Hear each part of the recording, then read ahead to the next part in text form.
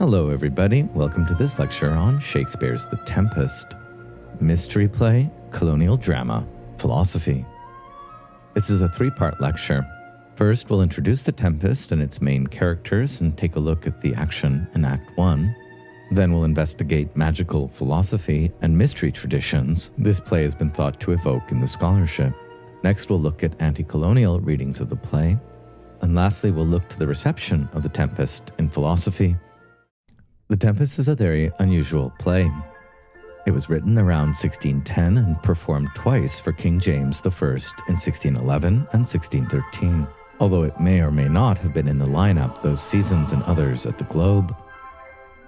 It is traditionally referred to as Shakespeare's last play and the crowning jewel of his bardic work, an intricate blend of magic, music, humor, intrigue, and tenderness that charms all audiences everywhere.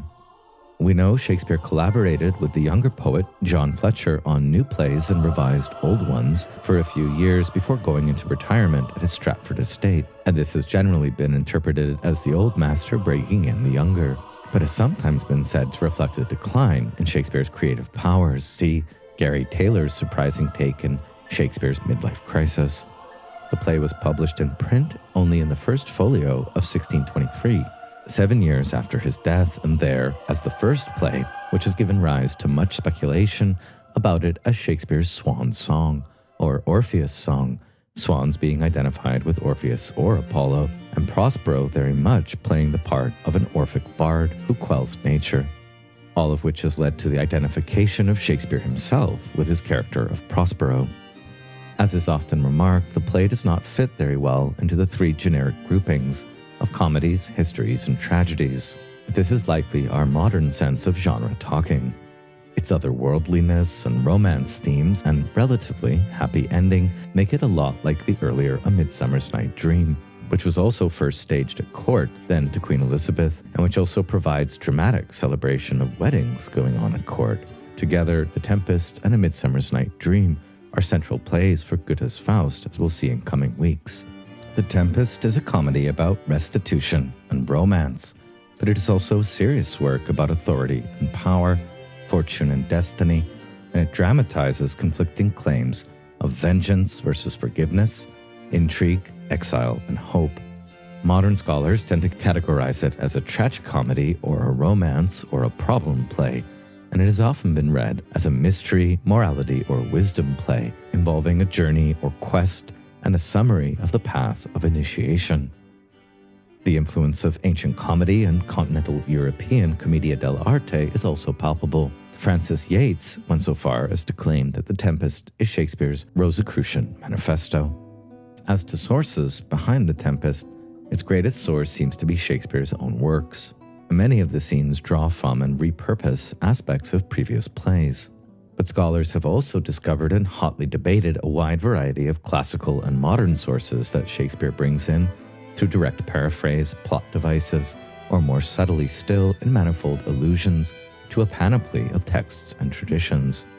Well established are the influences of Virgil's Aeneid, especially books 3 to 4 for the scene of Ariel as a harpy, and book 6 where we find a descent into the underworld and phantasms of initiation.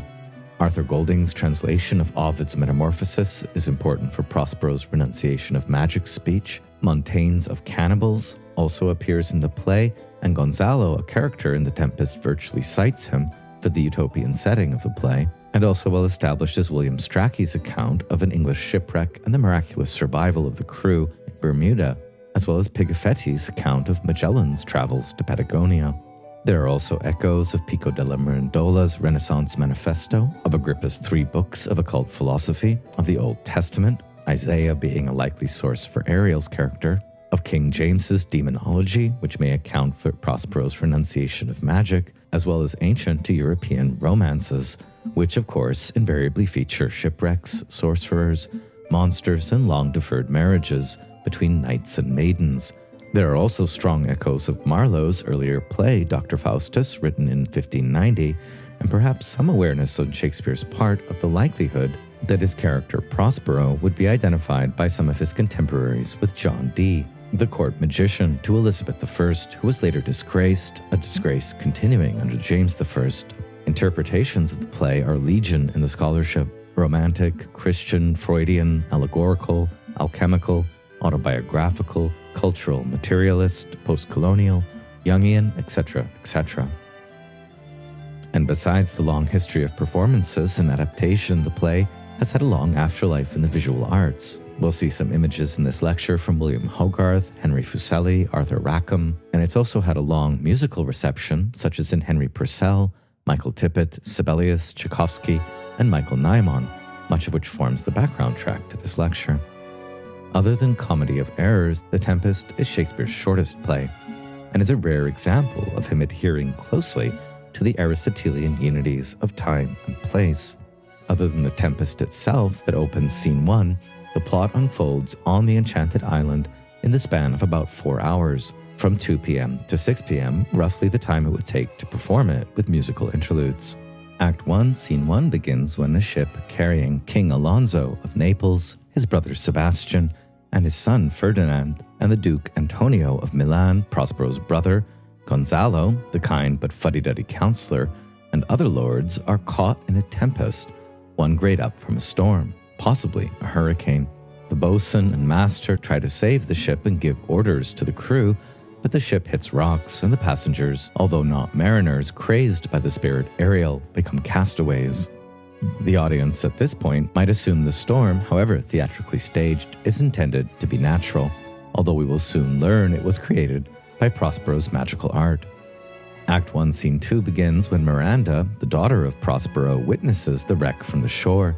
She pleads with her father for the poor souls considered dead, but Prospero assuages her that no harm was done, and proceeds to give Miranda and the audience a lot of necessary backstory. Back in Milan, Prospero had neglected his estate in favor of magical study, and his evil brother Antonio usurped his position with the help of the King Alonso, and put Prospero and Miranda to sea in a leaky vessel, which the rats instinctively had quit, making it an attempted murder. Miranda was 3 years old. Gonzalo saved them by fitting the vessel with supplies and Prospero's books. Here with Miranda, and in the 2 following sub-scenes with Ariel and Caliban, vast stretches of time and space, unfolded gradually in a prose romance like Caliroe, which we studied earlier in the course, are condensed and recollected all at once. Prospero then puts Miranda magically to sleep and summons Ariel, an indentured spirit, who reports the tempest was performed as commanded and the passengers were placed around the island in garments fresher than before. Ariel asks for his freedom, and Prospero reminds him of his backstory, how he found Ariel imprisoned in a cloven pine by the witch Sycorax, whose evil commands he was loath to obey. Prospero threatens to imprison Ariel again, this time in an oak, and Ariel apologizes and is promised freedom soon. Next, Prospero wakes Miranda, and they visit their slave Caliban, the dead witch's half-human son. Prospero says his father was a devil, and Caliban gives his famous speech lamenting his condition of servitude on his own island, unrepentantly wishing that his attempted rape of Miranda had been successful so he could populate the island. He is chastised soundly by Prospero and Miranda. Closer to the end of Scene 2, Ariel returns with Ferdinand, the king's son, and Miranda and Ferdinand fall in love at first sight. Prospero approves inwardly but intercedes to make the courtship more arduous and hard-won, and enslaves Ferdinand as if he were another Caliban figure who needs to be controlled. I won't summarize the rest of the play here, but Madeleine Doran gives a revealing sentimental reading, quote, "The action of the play is Prospero's discovery to his enemies, their discovery of themselves, the lover's discovery of a world of wonder, and Prospero's own discovery of an ethic of forgiveness and the renunciation of his magical power." Berger, quoted in Stephen Orgle's Oxford introduction to the play, doesn't find this view wrong exactly, but thinks it does not hit the play where it lives. The renunciation pattern is there, but only as a general tendency, against which the main thrust of the play strains.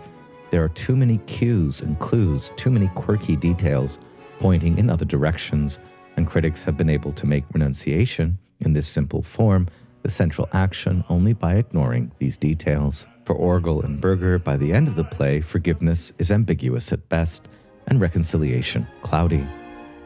Let's look at the individual main characters in a bit more detail now, starting with Miranda, who we'll call, following long tradition here, the Wanderer. her opening lament includes the famous words, quote, "A brave vessel who had, no doubt, some noble creature in her dashed all to pieces." Miranda already foreshadowing her own meeting of Ferdinand here. Now, Miranda's opening speeches establish her character, we could say, as innocent, pious, sensuous, compassionate, and even cherubic, and foreshadow her later rapt wonderings at Ferdinand, and lastly and most famously at the Italian nobles when she says, "O brave new world that has such people in it." Her name comes from the Latin miror, to wonder, be astonished at, admire. In the face of the wreck, her piteous heart is commanded by Prospero to be collected and amaze not. Later, he will remark wryly at her wonder at the Italian nobles, "'Tis new to thee." Regarding her life before the island, Miranda only remembers a few maidservants, and not her mother, who Prospero mentions only once to establish Miranda's legitimacy as his daughter. Her process of recollection, now at the age of puberty, about 14 or 15, is dramatized by Prospero. "What seest thou else in the dark backward and abysm of time?" Prospero's recounting of the past for Miranda is pedantic and aggrieved. Orgel notes how his expostulations take the form of demands for attention and even reassurance. He places the blame for their exile squarely on his brother Antonio's evil and ambitious nature, which is like rank ivy, and he shifts the blame so despite admitting to having cast the government upon his brother and neglected worldly ends, being himself transported and wrapped in secret studies, his library dukedom enough. Miranda, at various points in the play, appears to have no other perspective than that of her father. Hearing overtures of Antonio's inexplicable evils in comparison to her father's goodness, she is quick to assert her family's honor. She defends her grandmother from any insinuation of adultery. "I should sin to think but nobly of my grandmother. Good wombs have borne bad sons." Her being put to sleep upon Ariel's arrival seems to imply a fledgling-level understanding and innocence. She has most often been taken by commentators to be meek, submissive, pure, and demure. But her stinging rebuke of Caliban, which we'll look at in a moment, suggests assertiveness, and she clandestinely meets Ferdinand and disobeys her father. For a Jungian reader, she might represent the archetype of the maiden or the feminine self. Once Miranda is put to sleep by Prospero's magic, we then meet in person the loyal or resentful Ariel, who is an airy spirit in the names of the actors, and his sources are perhaps the most mysterious in the play. Ariel may be based on the non-rebel angel Ariel, whose name means Lion of God, and who we hear about in Isaiah, which also features a catastrophic tempest, the illusion of food, enchantments of intoxication, a power over dream and slumber, reversals of fortune as the wages of hiding one's thoughts and words in darkness, as well as visionary clouds, a sanctification or redemption of the name and the house of Jacob, and a mysterious or magical sealed book, the book of God or nature that is not learned, but must be read anyway, if only to show its reader is not learned. In Isaiah, this Ariel is the angel of a city, the Jerusalem of King David, often called in esotericism during Shakespeare's time the Orpheus of the Hebrews, David himself being a quite Magus-like or shaman figure not unlike Prospero. In Isaiah we read, quote, "Thy voice also shall come up out of the ground, like the voice of a witch, and thy talking shall whisper out of the dust. Moreover, the voice of the strange enemy shall be like dust, and the multitude of tyrants shall be as dry as straw that cannot tarry. Thou shalt be visited of the Lord of the hosts with thunder and earthquake, and with a great noise, with storm and tempest, and with the flame of a consuming fire. And the multitude of all nations that fight against Ariel shall be as a dream seen by night. It shall even be as when a hungry man dreameth that he is eating, and when he awaketh, his soul is empty." All of these highly mysterious images we find in Isaiah have their parallels and correlates in Shakespeare's Tempest, so it's probably safe to assume the playwright had Isaiah close at hand when writing various parts of the scenes, especially for Ariel.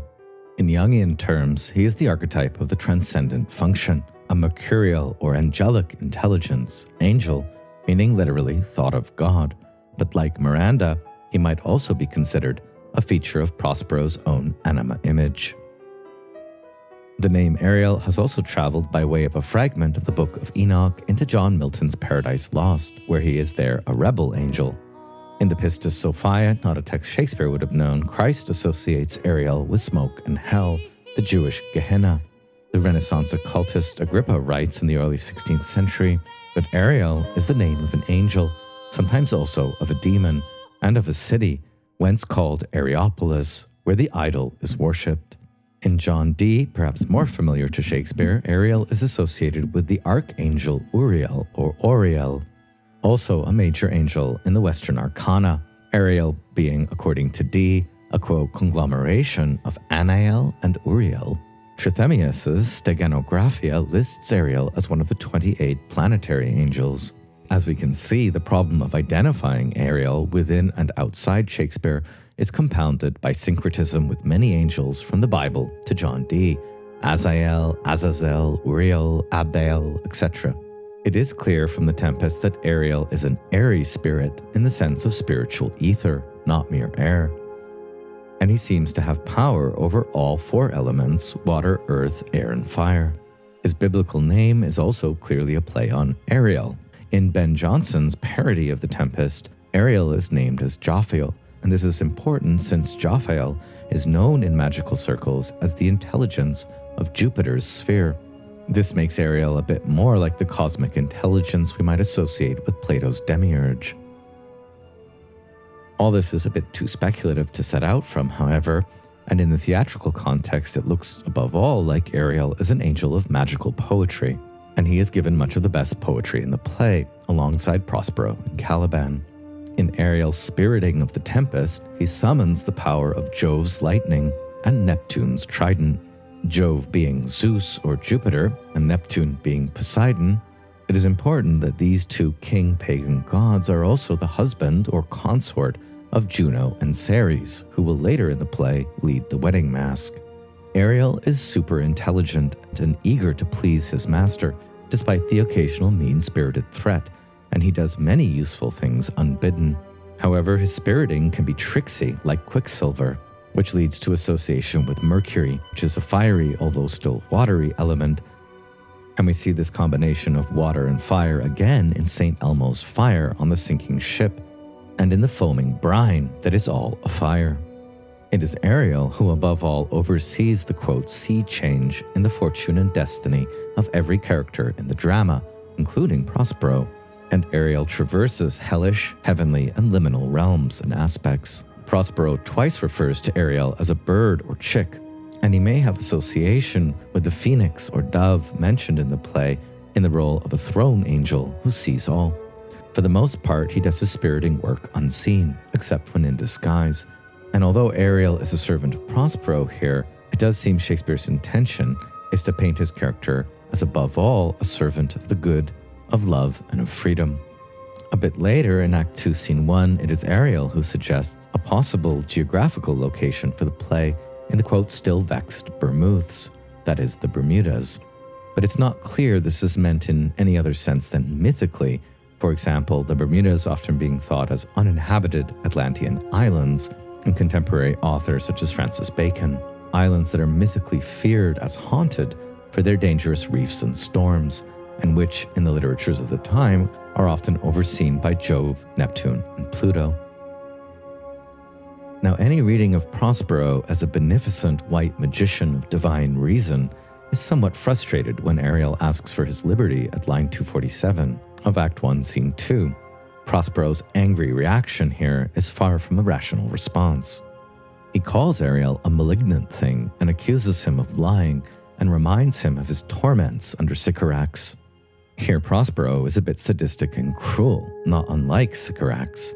Quote, "If thou more murmurest, I will rend an oak and peg thee in his knotty entrails till thou hast howled away 12 winters." Now this is the cattiest that things ever get between them, and Prospero more often describes Ariel as a diligent and delicate spirit who refused to enact Sycorax's abhorred commands, and he paints himself as Ariel's savior by his art. Ariel responds to Prospero's patriarchal logos with pliant obsequiousness. Their contractual relationship, freeing Ariel from the pine in exchange for service, suggests Faust's Mephistopheles, but with the key difference that Ariel is good and no damnation is implied. And this is also where we learn that Sycorax is from Algiers in the play Argiers in North Africa, not far from Tunis, where King Alonso has just given away his daughter Claribel to a Muslim king, something that would have been unthinkable to Shakespeare's audience. Caliban is here introduced by mention as Sycorax's litter, a freckled whelp hag-born not honored with a human shape. Although throughout the play, Ariel seems to be equally at home in Caliban's world and in Prospero's, and in some sense to be a native islander. The overall relationship of Prospero and his spirit familiar, Ariel, is fond, even loving. Later, Ariel asks, "Master, dost thou love me?" But it's also been read as ominous and controlling. Will Ariel continue to visit Prospero after he gets his freedom? We'll learn a bit more about Ariel in later scenes. For now, we can ask, is he a true archangel, exemplifying God's mercy and tenderness, and teaching these and other virtues to Prospero, even though he is not human and may not feel them himself? Or is he a lesser spirit familiar or magician's assistant in lower tricks of mind control and legerdemain, sleight of hand?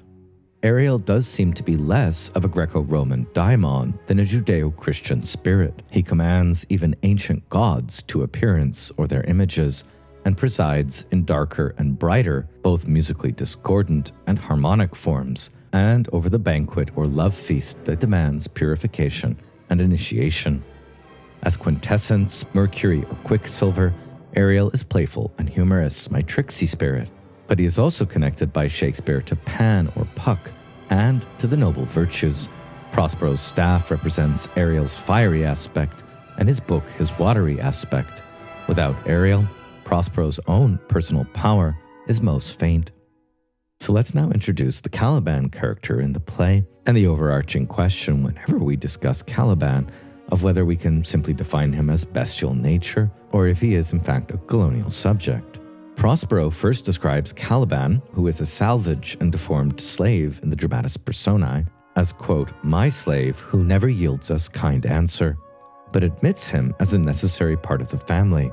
We cannot miss him. He does make our fire, fetch in our wood, and serves in offices that profit us. This clearly sets up the theme of New World slavery in the play, and would seem to warrant readings of it in terms of later concepts such as Hegel's master-slave dialectic or Kristeva's abject-subject. Miranda describes Caliban as a villain and mimics Prospero's invectives against him. But despite being stunted and malodorous, we might say, there is much in Caliban's poetic speeches, responses to the island, and rebelliousness that appears to be quite good and noble. Although the modern concept of race has not yet been granted the pseudo-scientific legitimacy it would receive in the 18th and 19th centuries. A weird aside here, this actually happens in Kant's anthropology from a pragmatic point of view. Nevertheless, the derogatory language used throughout the play to describe Caliban is undeniably racist in a modern sense. Caliban is malignant, a tortoise, a poisonous slave, a child of the devil, a lying slave, filth, a porrid slave, capable of all ill, savage, brutish, hag-seed, malice, and much more, such as puppy-headed, earth, fish, monster, mooncalf, misshapen, and thing of darkness. While scholars can't seem to decide if Caliban is an ineducable brute, a sensitive savage, a European wild man, or a New World native, it is clear that he's been uniquely adopted by many formerly colonized nations in refashioning their post-colonial identities. In Act 1, Scene 2, Caliban emerges from his cell utterly defiant, and his first words are his signature curses. Soon after, he says, "You taught me language, and my profit on it is I know how to curse." Caliban goes on here to claim rightful sovereignty over the island from Sycorax, although not based on the perhaps more valid claim that he was there first. Although Caliban confesses to at first having loved Prospero, their relationship at the beginning being co-instructive, he soon enough learned to view Prospero as detestable. Quote, "All the charms of Sycorax, toads, beetles, bats, light on you, for I am all the subjects that you have, which first was mine own king. And here you stymie in this hard rock, whilst you do keep from me the rest of the island." In Jungian terms, we could say Caliban corresponds to the archetype of the shadow, but perhaps also the green man. He certainly proves himself by the end to be a more rational and sympathetic figure than his two drunken European co-conspirators. Many sources and etymologies of Caliban's name have been proposed. Most commonly, although now out of favor, it is an imperfect anagram of cannibales, or from Carib, the West Indies. There are also linguistic resonances in his name with the Hebrew Caleb, which means dog, the Latin cales, which means thick-skinned, the Arabic Caliban, vile dog, and even with the Hindu word for a satyr of Kali, the Caliban, or the Romany gypsy word for a gypsy, Caliban. By the end of the play, although underdeveloped, the text briefly suggests that Caliban will now be wise, and even seek for grace, and probably inherit the island, although this outcome is far from clear and assured. In Act 1, Prospero goes on to remind Caliban of his hospitality until his greatest crime, quote, "Thou didst seek to violate the honor of my child," which prefigures here later readings of the play in terms of stereotypes about mixed-race men as dangerous. Caliban's reply is justly famous. "Oh ho, wouldst it had been done, thou didst prevent me. I'd had peopled else this isle with Calibans." This indicates miscegenation and hybridity to the ears of Prospero, Miranda, and the Elizabethan theatre, and also Caliban's desire to found a populated island of Caliban subjects. This is when Miranda echoes the language of the master, in what even appears to be a paraphrase of Aristotle's idea of natural slavery in his politics. Miranda, quote, "took pains to make him, Caliban, speak, granting him purpose the words to make it known. But thy vile race, though thou didst learn, hadst that in it which good nature could not abide with." We'll talk more about this passage a bit later, and Caliban's reply, "The red plague rids you for learning me your language." Now, in penning these scenes, Shakespeare must have known that slavery was already practiced by European nations, including England, over the previous century. And there were scores of African slaves in London itself, a scandal which at that time called for deportation. The racist invective against the wild Irish in the period has also been argued to be an association that theatergoers must have made, for the English during this period had much more experience with plantations mentioned by Gonzalo and suppressing native plots among those they defamed as uncouth, unlettered, uncivil, yet musical, in Ireland than elsewhere. The word gabble, mentioned in the play, was invented during the period to describe Irish speech patterns, and the mysterious young scamels mentioned by Caliban may be the Irish Gaelic scalacan, or unfledged birds. The English also accused the Irish of cannibalism. Now, while modern racism has not yet been invented, many scholars agree that when it is invented, it is to justify slavery, and not the reverse. The Caliban character and everything said about him in the play will be used in hindsight to justify racist ideologies. By the time of Darwin, scientists will be writing books with titles like Caliban, The Missing Link, by Daniel Wilson in 1873, thus tying Caliban's amphibious nature to early and vastly speculative versions of the aquatic ape hypothesis. Going back to the play, having just quite rudely and unnecessarily threatened Ariel with further torture, Prospero now does the same to Caliban, and he replies, "I must obey. His art is of such power, it could control my dam's god Setebos and make a vassal of him."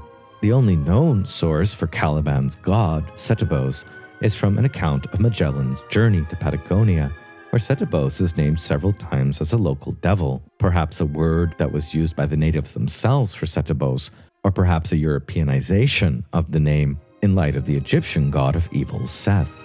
The sources and etymologies of Setebos and Sycorax are both disputed. The name Sycorax may also have New World roots, or it may be a compound of the Greek Sai, Sow, and Corax, raven. Some say Sycorax's name comes from Ovid's Scythian ravens. Frank Kermodes, in his earlier Arden edition of the play, argues that the name is influenced by Greek's earliest witch. In Homer's Odyssey, the witch Circe, who is born in Colchis of the Coraxi tribe, Sycorax, thus being an alliterative transformation of locations and tribal identities associated with the witch Circe. Whatever the etymology of her name in Shakespeare's creativity, Sycorax in the play is an embodiment of pure wickedness, and yet her life history oddly parallels Prospero's. Both are victims of banishment, and both control Ariel through magical art. That Prospero eventually claims Caliban, this thing of darkness, I acknowledge mine, might even make one wonder if he's truly never met her. The name Setebos adds further to the geography confusion and location of the play. Was Sycorax from Patagonia, hence Setebos, but ended up in Algiers, from which she was exiled with child for witchery, only then to end up in the Bermudas? Or just as unlikely, Trinidad or Tobago? The most believable location, also for the shipwrecks of Prospero and Alonso, would be an abandoned island either near to North Africa, off the coast of Tunisia, or closer to Sicily. And there are many possible islands at both extremes, as you can see from this map here. The play itself seems much more concerned with establishing a range of exotic locales, and perhaps also associated racial anxieties. And oddly, the incoherent geography would tend to suggest Caliban's heritage from Sycorax as a North African, perhaps a Black Moor like Othello, a South American, or even an Afro-Caribbean.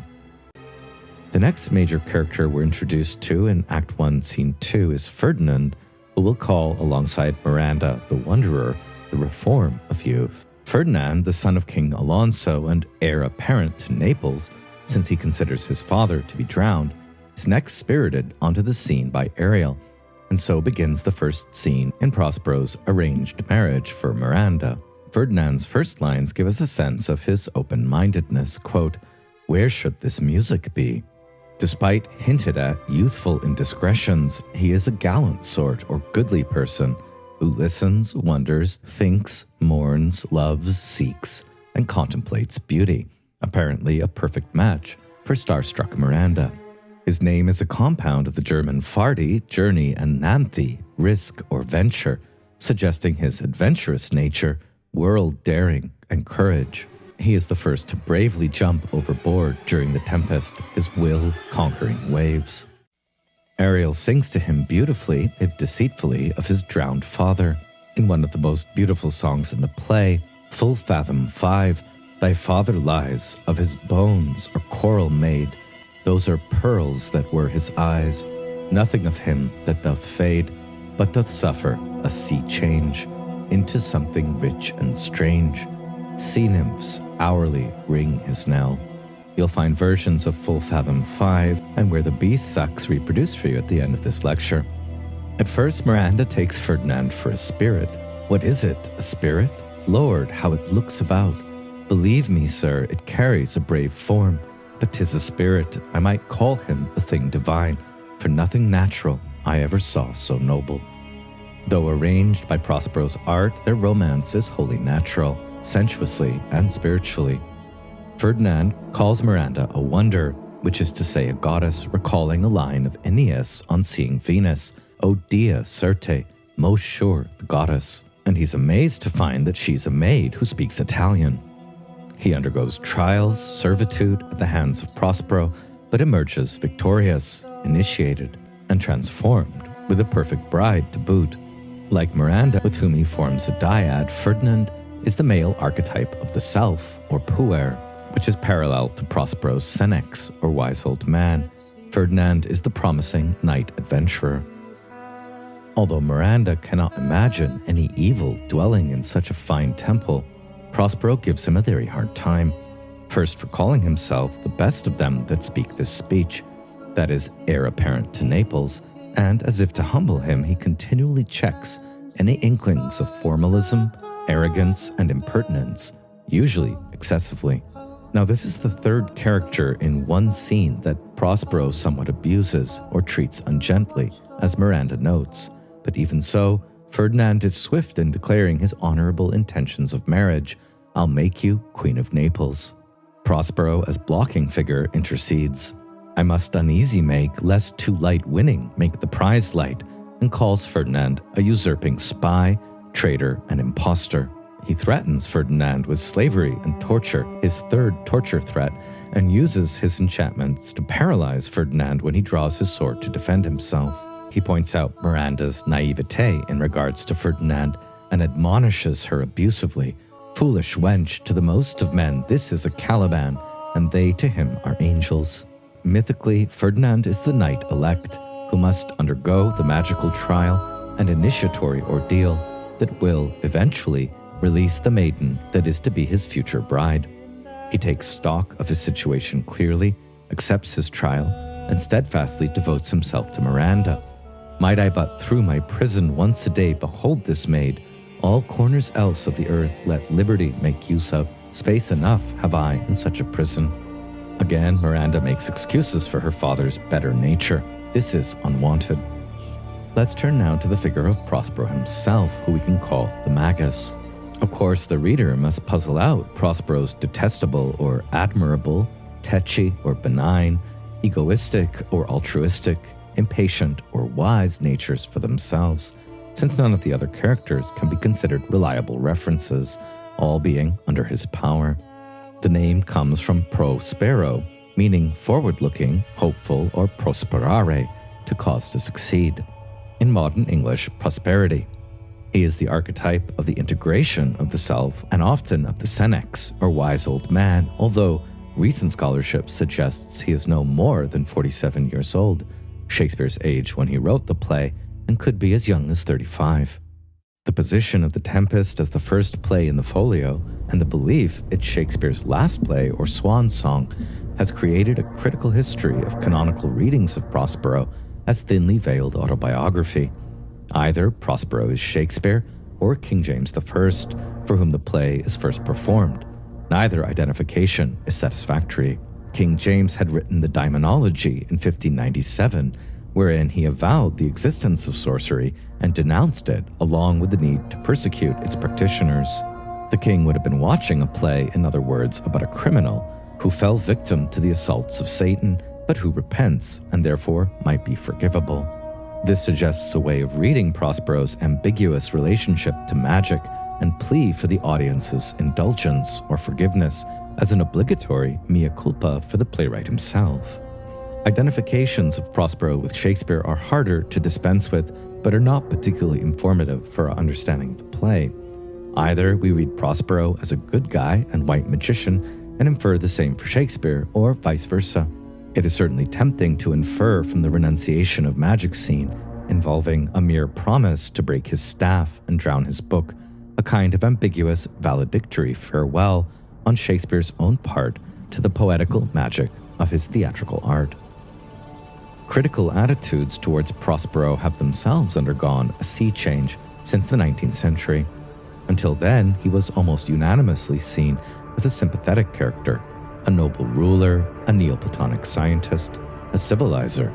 Gradually, many commentators came to see him rather as a tyrant and megalomaniac, a necromancer, and a colonial imperialist. The Fanny Kemble excerpt from Notes upon some of Shakespeare's plays in our assigned Norton Critical Edition is an interesting document in regards to this sea change of attitude. Kemble recalls the Miranda-like wonder and sadness she had on reading this play as a 6-year-old in London, and loving Prospero as the spitting image of her kindly and yet stern father. She never got over her love of this play, her favorite, she confesses, and she continued to see in Prospero a wise and virtuous manhood in its true relation to the combined elements of existence. She remarks how in the great chain of being, Caliban is the densest and Ariel the most ethereal extreme, but Prospero is the middle link, wise and good like Plato's rational soul, which controls the spirited and the appetitive elements of the soul. All the other characters in Kemble's reading are drawn into Prospero's allegory of psychic types, which succeed or fail in transformative ascent from the sensuous to the spiritual, ever guided by the affectionate solicitude and paternal prudence of Prospero and his beautiful demon, Ariel, who is the keenest perceiving intellect, a spirit of love and knowledge, wild, subtle, keen, beautiful, powerful. And yet despite all this hyperbolic praise, Kemble goes on to note that Prospero was after all a man, and she may express the ambiguities implied by his darker side. Quote, the noble Prospero, whose villainous policy, not unaided by his own dereliction of duties as a governor in the pursuit of his own pleasure as a philosopher, triumphs over fortune, and through a devilish ability and craft, for a time gets the better of truth and virtue in his own person. Stephen Orgel reads these lines as applying to Prospero himself, although looking back to the Kemble, most of the criticism here in fact applies to Antonio. Now with that, we've come to the end of the introductory section of this lecture and can begin now its 3 parts in earnest. First, the Tempest as a mystery play and the meaning of magical philosophy within it. Let's turn to Shakespeare's probable, likely, and possible sources or cultural contexts for the figurations of Prospero as an Italian Renaissance magician. Again, possible sources, either directly or indirectly, for Prospero as a mage or magus, wizard, sorcerer, or theurgist include Marsilio Ficino, Pico della Mirandola, Giordano Bruno, Roger Bacon, Francis Bacon, John Dee, Marlowe's Dr. Faustus, as well as Hermeticism, Christian Kabbalah, Agrippa, Paracelsus, and a few others. Greco-Roman sources for Prospero again include Ovid's Metamorphosis, Virgil's Aeneid, Plato's Republic, ancient oracular legend, especially the Cave of Trophonius, compare Prospero's rocky cell, the mystery traditions of Eleusis, which are especially on display in the Wedding Masque, Orpheus and Orphic mysteries, since Prospero, like Orpheus, employs music to quell the island's discordant elements, as well as epic and comic traditions, and even more.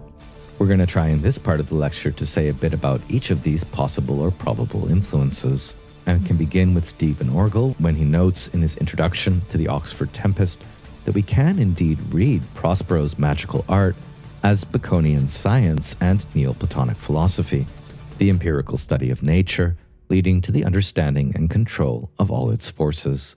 Bacon's new philosophy even promises as one of its benefits the, quote, power to raise storms at will, to control the seasons, to accelerate germination and harvest. Let's begin our survey with Giovanni Pico della Mirandola's Oration on the Dignity of Man, also known as Oration in Praise of Philosophy. Written and presented in 1486, this is often called the Manifesto of Renaissance thought. In it, a 23-year-old polymath, Pico, in the Medici circles, outlines Italian humanism, or we might say transhumanism, as the more recent scholarship suggests, by combining Christian, Judaic, Islamic, Persian, Chaldean, and Neoplatonic sources into a comparative theology, which we can call perennial philosophy. We have no direct evidence that Shakespeare read Pico, Ficino, or Agrippa, more on them in a moment, but they were popular among the English humanists, which has led to claims that Prospero is in part modeled on the Florentine figure of the Magus. In Pico, science is natural philosophy, and it is a magical endeavor. The philosopher here is a magician, hierophant, or theurgist. The whole text of the Oration and accompanying 900 theses are worth exploring, but the Norton Critical Edition highlights just 3 moments from the Oration that are of particular relevance. 1, its opening in wonder. 2, its doctrine of free will and humanity's mobility within the great chain of being.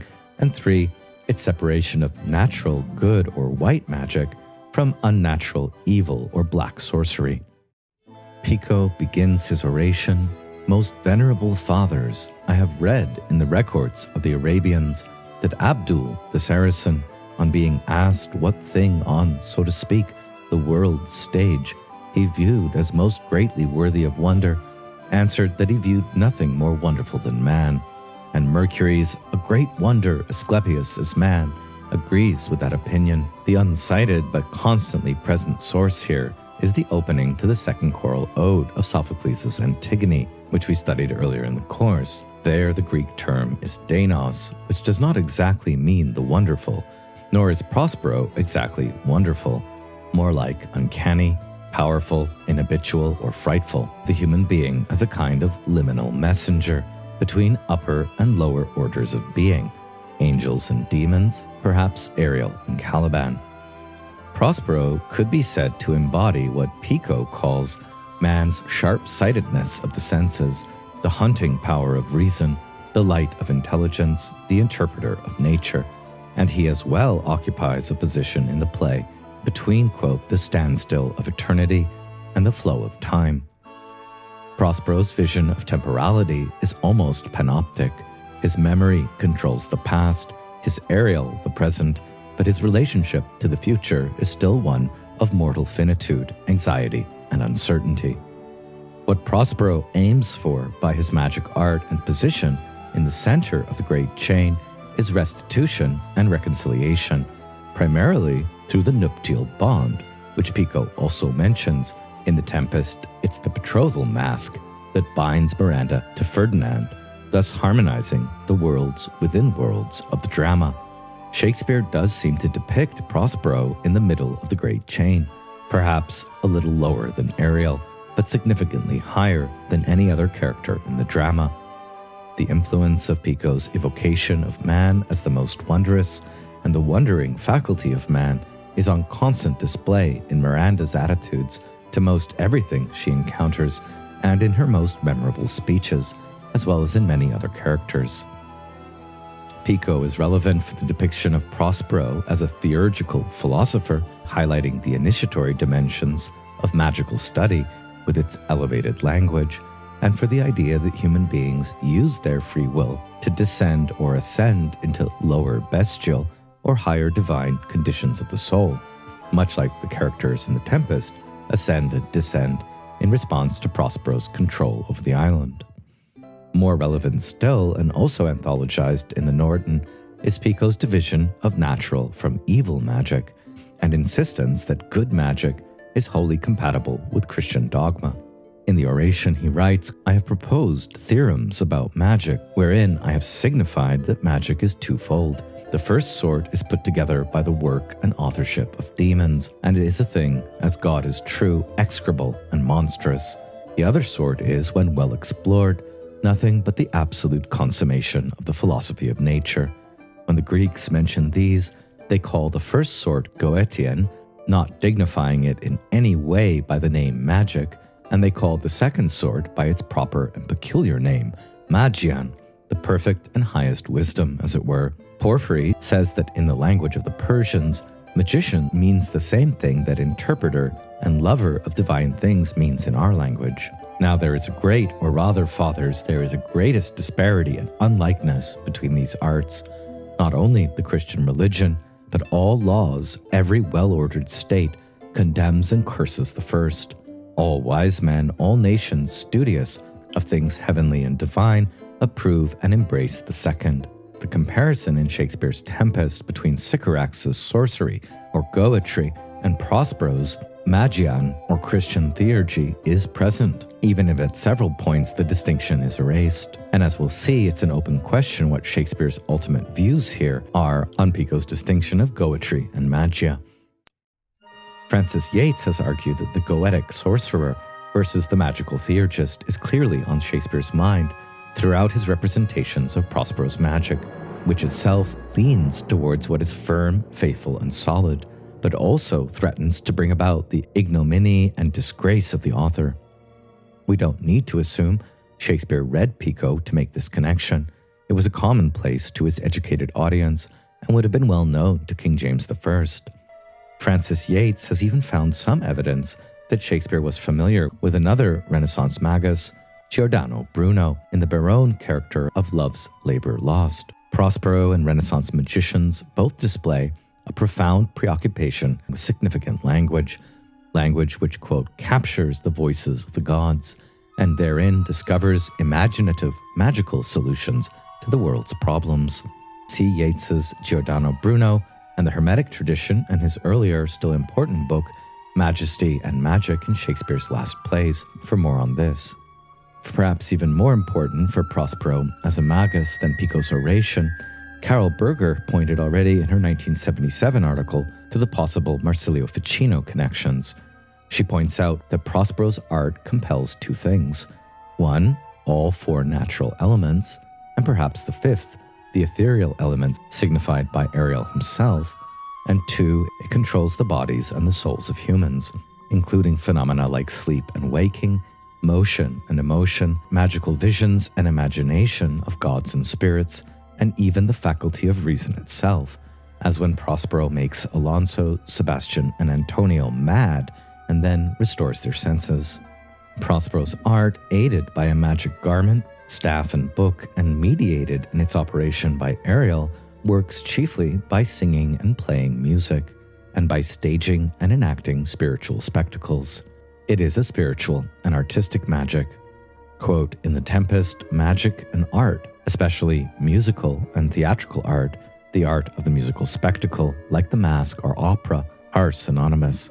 Prospero indeed practices natural magic over the elements and physical bodies, as well as a transitive magic that is affecting the psyche of others through spiritual and astral influences. So when we look at the magical theories of the Florentine Platonists, especially Ficino, we find exactly the types of magic that Shakespeare deploys in his play. There is no need to believe that Shakespeare read Ficino, since his magical theories were well known throughout Renaissance Europe, most often transmitted through Agrippa's occult philosophy and forming a cultural backdrop, as Erwin Panofsky once quipped, similar to the now faded ubiquity of psychoanalysis in the 20th century. In comparing music and magic in Ficino and The Tempest, Berger goes on to note that whatever the type of magic studied, for Ficino, music is a particularly powerful method of magical operation because only musical sound can imitate and transmit affective and moral content. Musical sound alone, however, can reach no higher than the senses and lower faculty of the soul, imagination and fantasy. When a text, the carrier of intellectual content, is added to it, as in a song, it can reach even higher faculties of the rational soul. What Ficino gives us, in other words, is a musical spiritual magic which emphasizes its own imaginary and artistic character. In Berger's reading, Ariel becomes a quite Ficinian spirit, predominantly aerial or ethereal but moving all four elements, and like the Ficinian Magus, Prospero practices a transitive magic that draws in desirable celestial influences, as when Prospero says, "By my prescience, I find my zenith doth depend a most auspicious star." But more emphasized than astrological features is his control over the spirit imagination of others.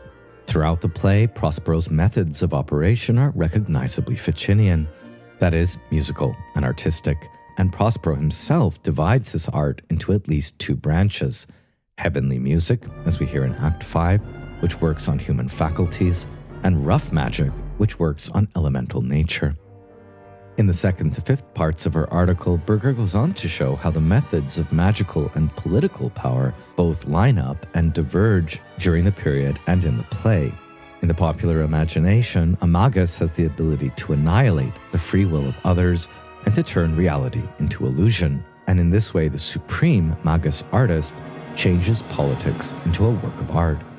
Prospero's magic works in the imaginary realm of the island, but it did not work, we can assume, in the real world before his exile, and presumably it will be greatly diminished after his return to Milan. The island thus provides a context in which not only does the magic work, but it has great political importance. Berger notes how, although Prospero's earlier withdrawal from worldly affairs into secret, rapt studies has often been criticized, in magical texts of the period, such as Ficino, it is praised as a virtue. It is the vita contemplativa versus the vita activa, which leads in magical texts to power over fate and the realization of the divine anthropos.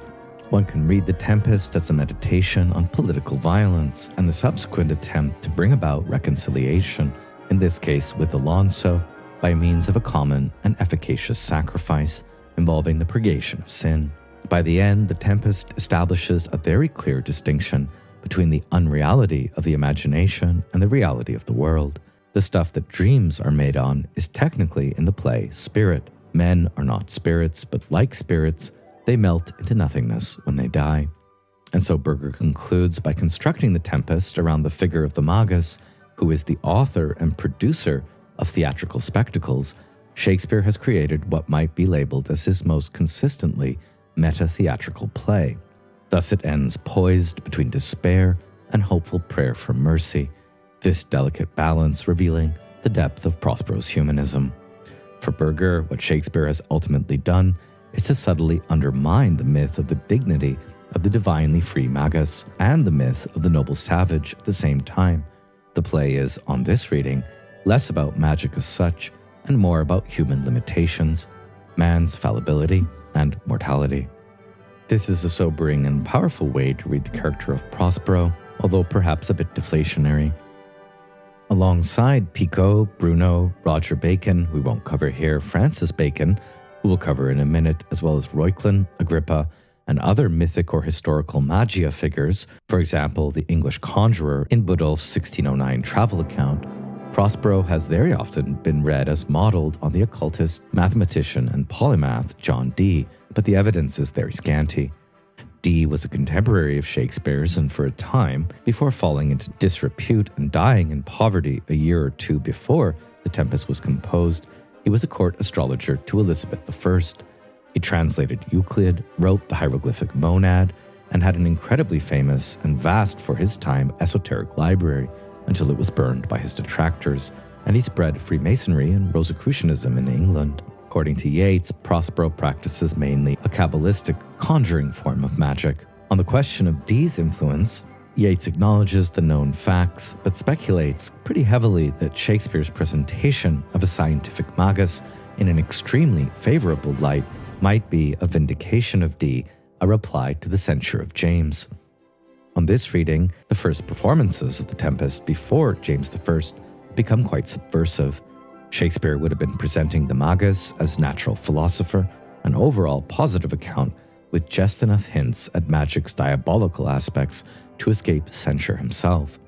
Barbara Mowat's treatment of the Agrippa-Prospero connection in 1991 is the most comprehensive and draws on most of the by then available scholarship, which was quite substantial.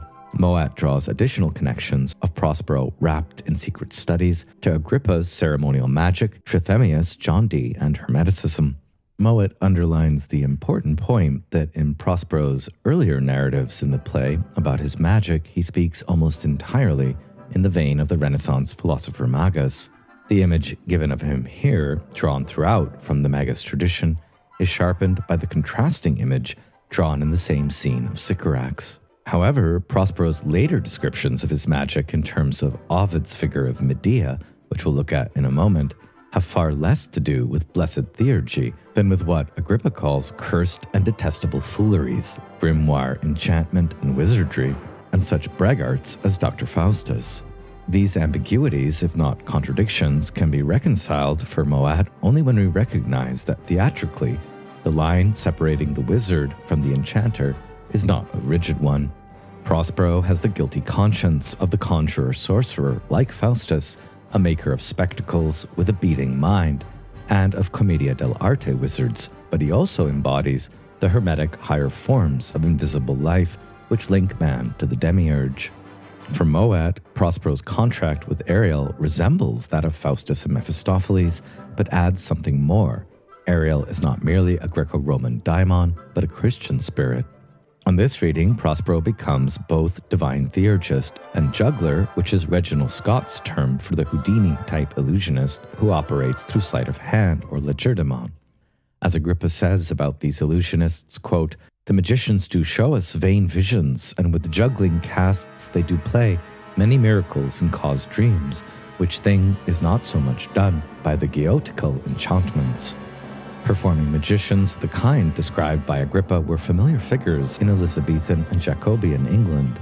Ariel, in this reading, becomes a juggler's assistant, and the whole thing lined with a measure of hocus pocus. Mowat goes on, quote, "It would seem an impossible feat to combine within a single hero the dichotomous images of the serious magician and the carnival illusionist, the magician as Agrippa and the magician as Hocus Pocus. Yet I would argue that Shakespeare has done just that Prospero's own transformations between the poles of serious magician and juggler can be traced through scene after scene of the play, and that those transformations and shifts in tone and in our attitude towards the magician which accompany the transformations are at the heart of the play, and of the questions the play poses about reality and illusion, about creativity and theatrical fakery, and about the disturbing resemblances between the dramatist and the musician. If we can entertain the idea that Prospero is as much Hocus Pocus as he is Agrippa, then we can look at key moments in The Tempest with a fresh eye. In Prospero's role, we can read the story of a man who moves from vengeance to mercy, a magician whose struggle with rough magic leads to a remarkable happy ending. Prospero is here not too far from the learned Faustus, except that he learns to drown his book before revealing to us the tricks of his trade. The applause we're supposed to give at the end signifies the wonder of Prospero himself, his ambiguity, and his conversion. Barbara Rogers Gardner, in her book Jung and Shakespeare, describes The Tempest as a mystery play in which man's basic nature is transmuted into the pure gold of the divine self. If so, Prospero was the last of his kind, the last to exercise the transcendent function without suffering the fate of Faust. Let's turn now to the further comparison here of Prospero and Dr. Faustus. Peter Dawkins, in The Wisdom of Shakespeare in The Tempest, underlines a complete and perfect polarity of Shakespeare's Prospero to Marlowe's Faustus. Unlike with the speculative sources so far, we know for a fact that Shakespeare knew Marlowe's play. Faustus was being performed as Shakespeare entered on the scene. It is likely he had these beginnings in mind when returning to the theme of the Renaissance Magus at the end of his career.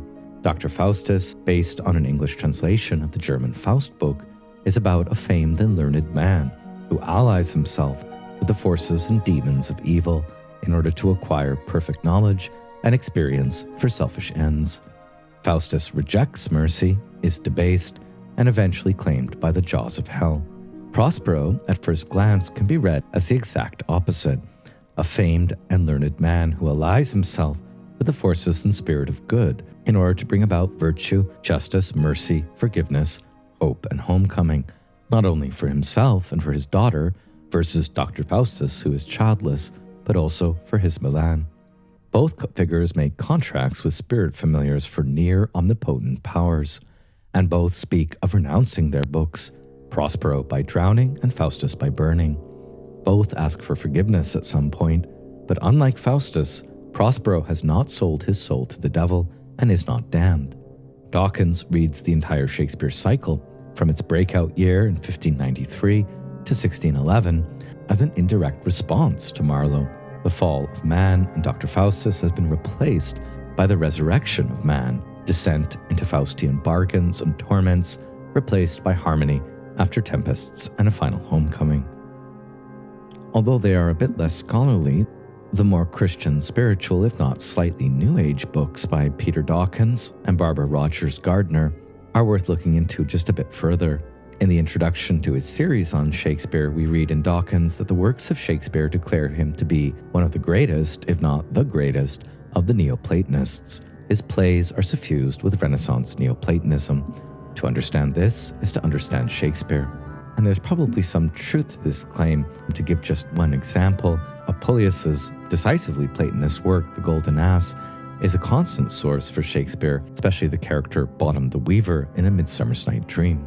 For Dawkins, the wisdom, knowledge, and philosophy we can find in Shakespeare is rooted in love, whether it's the Eros, Fanny's Bromius figure in Orphism, or the reconciliation of Christianity and paganism in Ficino, or the reason behind Plato's idea of the good beyond being in the Republic.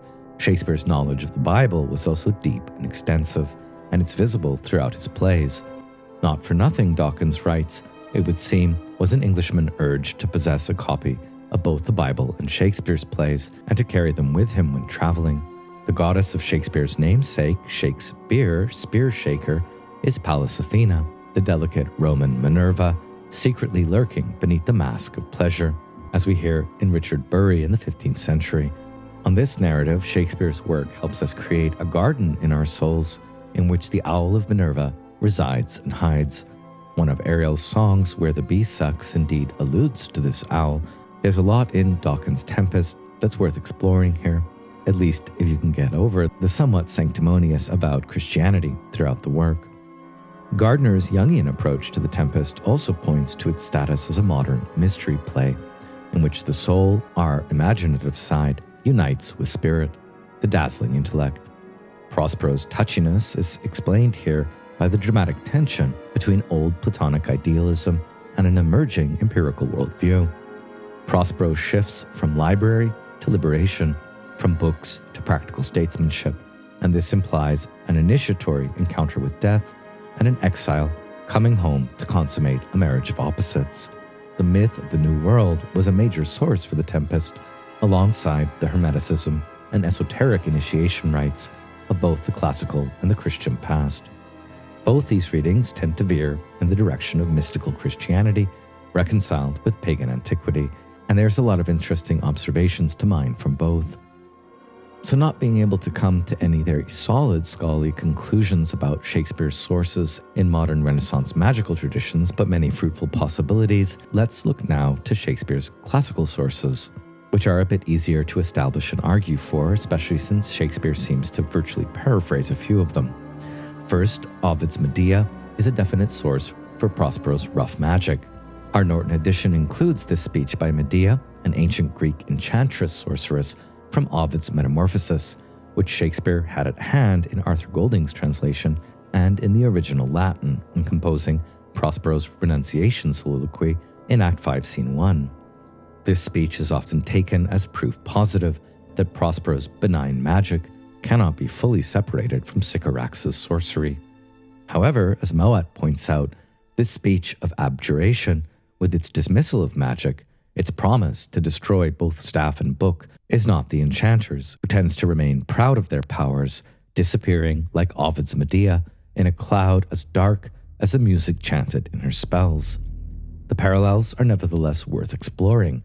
Prospero's renunciation speech begins with tracing a circle on the ground with his staff. The Medea scene begins with the moon closing her horns circle-wise, an indirect conjunction of chthonic and celestial powers. Both Medea and Prospero address and evoke nocturnal forces, although Prospero does not mention thrice-headed Hecate, a goddess of sorcery by Ovid's time, also identified with Artemis Diana or with Selene Luna. Rather, he invokes Neptune and Jove, or Poseidon and Zeus, as patron gods of his art. Gods earlier, you'll remember, Ariel had put to work, but Shakespeare is no stranger to Hecate. Just look at the witches' scenes in Macbeth. In Golding's Ovid, Hecate is mentioned in Medea's speech as a goddess presiding over the dark arts of sorcery. Hecate knowest best the way to compass this our great attempt, and art our chiefest stay, and of mighty workings furnishes the wizard at their need, both of which lines Shakespeare repurposes in other speeches he gives to Prospero. Shakespeare's direct paraphrasing of Ovid's Medea speech begins, quote, "Ye airs and winds, ye elves of hills, of brooks, of woods alone, of standing lakes, and of the night, approach ye every one." And it's almost plagiarism by our standards. In Golding's Ovid, "Ye elves of hills, brooks, standing lakes, and groves, and ye that on the sands with printless foot." Not in Ovid, Shakespeare adds Neptune's demi-puppets, an indirect reference to the courtly characters in the play, that by moonshine do the green sour ringlets make, whereof the yew knot bites, and you, whose pastime is to make midnight mushrooms that rejoice to hear the solemn curfew.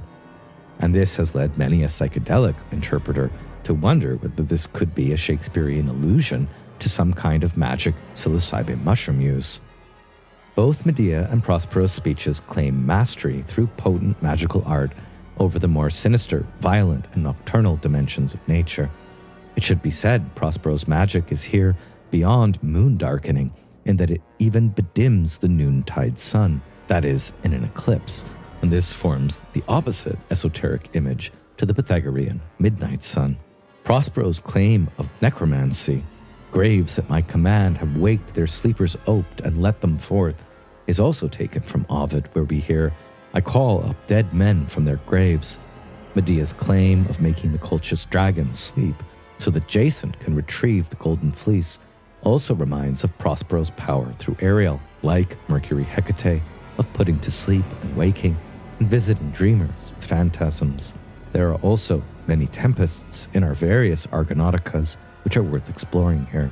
Jonathan Bates has demonstrated in his 1994 Shakespeare and Ovid that Prospero's renunciation speech draws not only from Golding's translation, but also from the original Latin. Rifted Jove's stout oak comes directly from Ovid's Convulsaque Robora, which is not found in the Golding. Although there are no other direct borrowings from Ovid in the play, metamorphosis is a recurring Ovidian theme across the Tempest. The next classical source about which we can be just a bit less definitive is Virgil's Aeneid and the Cumaean Mysteries. As Dawkins puts this, to fully understand the Tempest, it is fundamental to realize that Shakespeare has written a mystery play, and one that is based upon the classical mysteries of initiation. This point could well be on display if we look to Tempest's allegorical allusions to Virgil's Aeneid. Virgil was an initiate in the Cumae mysteries, near Naples in fact, and reveals them elusively. Whether or not Shakespeare is doing something similar in The Tempest is up for debate, but it's hard to deny Virgil's spectral presence in the play, almost as a half-seen image of death, damnation, or despair, whether in the figure of Dido or in the Virgilian patterns of descent into the underworld and ascent. Book 3 describes Aeneas's journey to the Isle of the Strophads, where the Harpies snatch away the food from a mysterious banquet, and Ariel does much the same in Act 3, Scene 3. Book 6 features Aeneas as initiate led, after the tempest that blew him off course, on a descent into the labyrinths of Hades and the meadows of the blessed. The banquet is explored in a different context in Book 6, quote, "And full in view are banquets furnished out with regal magnificence. The chief of the Furies sits by them, and debars them from touching the provisions with their hands, and starts up, lifting her voice on high, and utters over them with her voice." According to Virgil, nobody who is in enmity with a brother, has mistreated a parent, or has lied or cheated can be admitted to the banquet, since they are impure. These allegories are echoed almost directly in Ariel's denunciation speech of the three men of sin, Antonio, Sebastian, and Alonso. Tempest, Act 2, Scene 1 has further echoes of Virgil's Aeneid at several points, especially when describing the magic of the island, its drowsiness and maze-like quality, and in the nobles' banter about the figure of Dido and whether Carthage is Tunis or not. Adrian and Gonzalo both make good points here, neither is strictly wrong. Queen Widow Dido is doing more allegorical work than we can cover here. Whatever the Tempest's indebtedness to Aeneid, as Wiltenberg points out, presiding over both works is the idea of a metaphorical tempest. Humanity, buffeted by forces it does not understand and cannot control, which contributes precisely to the play's status as initiatory drama. That Shakespeare has diverse esoteric traditions in mind comes up again when Sebastian quips to Gonzalo in Act 2, Scene 1, "I think he will carry this island home in his pocket and give it his son as an apple." Does this refer to mythic islands of the Hesperides with their apples, or the Arthurian sagas on the apples of Avalon?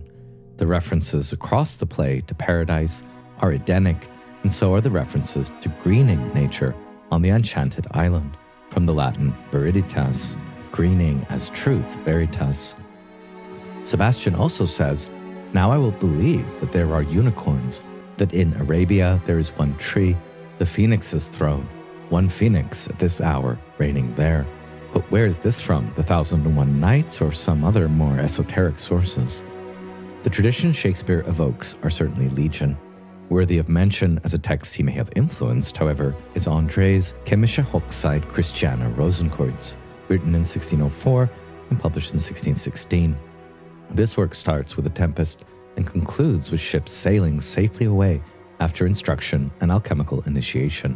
It is a romance mystery, which is all about Plato's ladder of love. The textual historical details here, involving arranged marriages between English and German courts, as well as shared readings within these circles of a history of Ludovico Sforza, Duke of Milan from the 15th century, usurped by his scheming brother, but restored to his dukedom in the end, are too complicated for us to get into here, but anyone reading The Chemical Wedding will find a plethora of interesting details to compare to Tempest. Orgel is wrong to claim that reading characters as ascending or descending a Neoplatonic ladder simply means to ignore a host of ambivalences and qualifications. We can see the ambivalences and still read the play partly in terms of Platonic love mysticism. One quite successful part of Peter Dawkins' book that I'd like to at least mention is when he looks at alchemical cycles within the dramatic structure of The Tempest. The higher elements are fire and air, representing the exalted or divine and the virtuous, capable of initiation.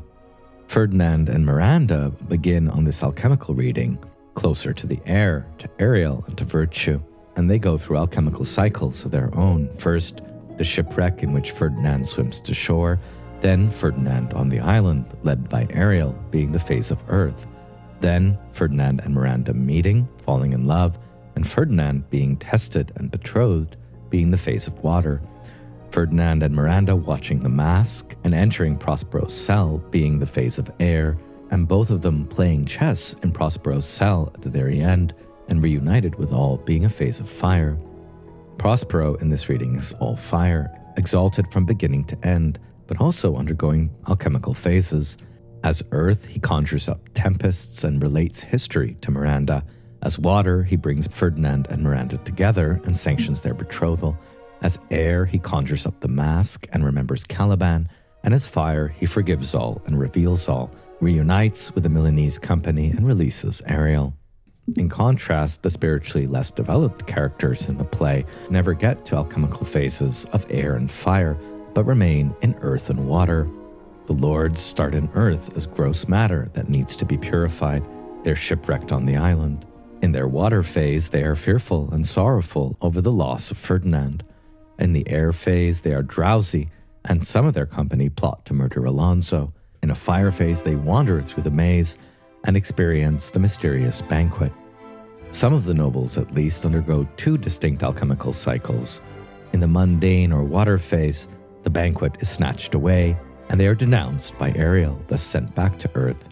In the water phase here, they are desperate and rush to the sea to drown. Their air phase, they're imprisoned in a lime grove wherein they become repentant, and in the fire phase, they're admonished and forgiven, and what was lost is restored. The servants, in contrast, Caliban, Trinculo, and Stefano, never get beyond the earthy phase of their alchemical journey, and in the end are hunted by spirit dogs before being released and pardoned.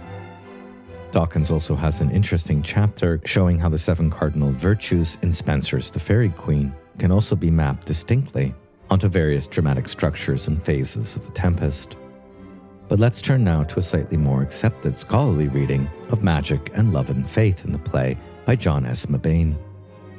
Again, as Mowat pointed out in Prospero, Agrippa, and Hocus Pocus, there were years during which Prospero's art was simply discounted as a metaphor for the creative imagination, although critics of the Tempest since the 1930s have been making a more serious effort to come to terms with Prospero as a Renaissance magician, a mortal with spirits at his command and with power over the natural and supernatural worlds.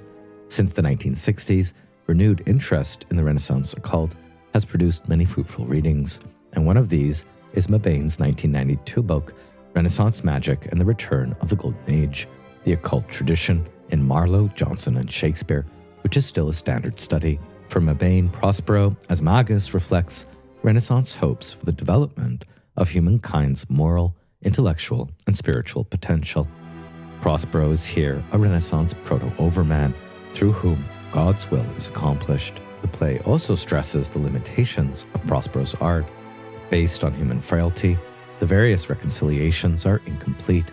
The playwright reminds us that there are some creatures on whose nurture will never stick, and even the wedding mask is violently interrupted, its future quite uncertain.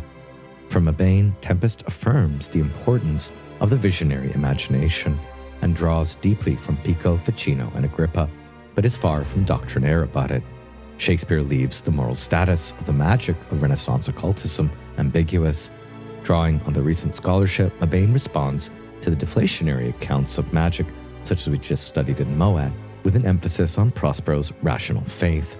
He agrees that Shakespeare's depiction of the Renaissance Magus is eclectic, but insists that when we read Prospero as a providential theurgist against the backdrop of various traditions likely familiar to Shakespeare, the bulk of evidence paints Prospero as a benevolent artist who exploits the parallels of magic, learning, and drama as forms of art which endeavor to perfect nature. Prospero's art is benevolent, and Shakespeare is affirming, although with significant qualifications, the belief of Ficino and his successors that human beings obtain genuine power by aligning themselves with the order of providence.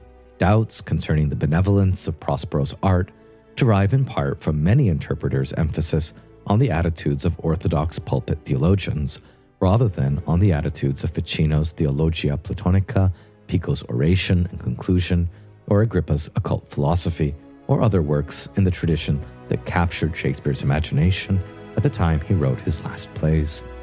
If Prospero's magic is on the providential side, why then does he call the agent of it, Ariel, malignant, which commonly meant in his day disposed to rebel against God or against constituted authority, disaffected, malcontent.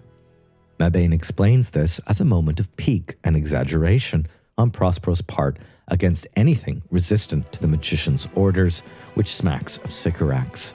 Prospero's magical powers far exceed those of Faustus or Sycorax. They can be so miraculous only because they align with the will of God and literally participate in divinity. It's certain that the Anglican Church and King James I condemned such magical studies as damnable, and Ben Jonson's play The Alchemist reflects this official view. In comparison, however, The Tempest is far more sympathetic to magic, and that Shakespeare left it morally ambiguous is again the very least he likely had to do to escape censure himself. From James's point of view, Prospero's secret studies would eventually damn him, so Prospero's renunciation of magic and the only partial erasure in the text of the difference between goetic and noetic sorcery is explicable in its cultural context, quite independently of any speculation about what Shakespeare actually thought. For Mabane, Prospero's renunciation of his art suggests a qualification of the ideals of the magician, but not a fundamental worry concerning the moral status of his art. Prospero promises to drown his book and break his staff upon resuming his political office in Milan, but a closer reading shows it is probably only his rough magic, the magic of tempests, i.e. the transitive magic, that is fully renounced. That his magic is mainly beneficent is underlined in the play again and again, in that he uses it to reform his enemies and not in the end to seek vengeance. Prospero's magic is a product of nature, though disciplined by art and enlightened by grace. Here, magical art is what mends or sea changes nature. It's also clear that a large part of Prospero's magical goal in the play, even if frustrated, is the transformation of fallen human nature. Caliban, Antonio, Sebastian, Alonso, from sinfulness to higher morality, and the play's scenes do appear to reflect alchemical processes of transmutation in this regard, as we've just shown. That Prospero fails to redeem his obdurate brother, or that Prospero's control over Caliban and his conversion is left ambiguous and incomplete, does not imply a rejection of magical art. Despite even the shocking mention of necromancy, Prospero's art above all seeks to restore love and faith, qualities which lead to creativity and to genuine fulfillment within the human community. These powers are contrasted throughout the play with destructive forces of self-aggrandizement, vengefulness, and cynicism.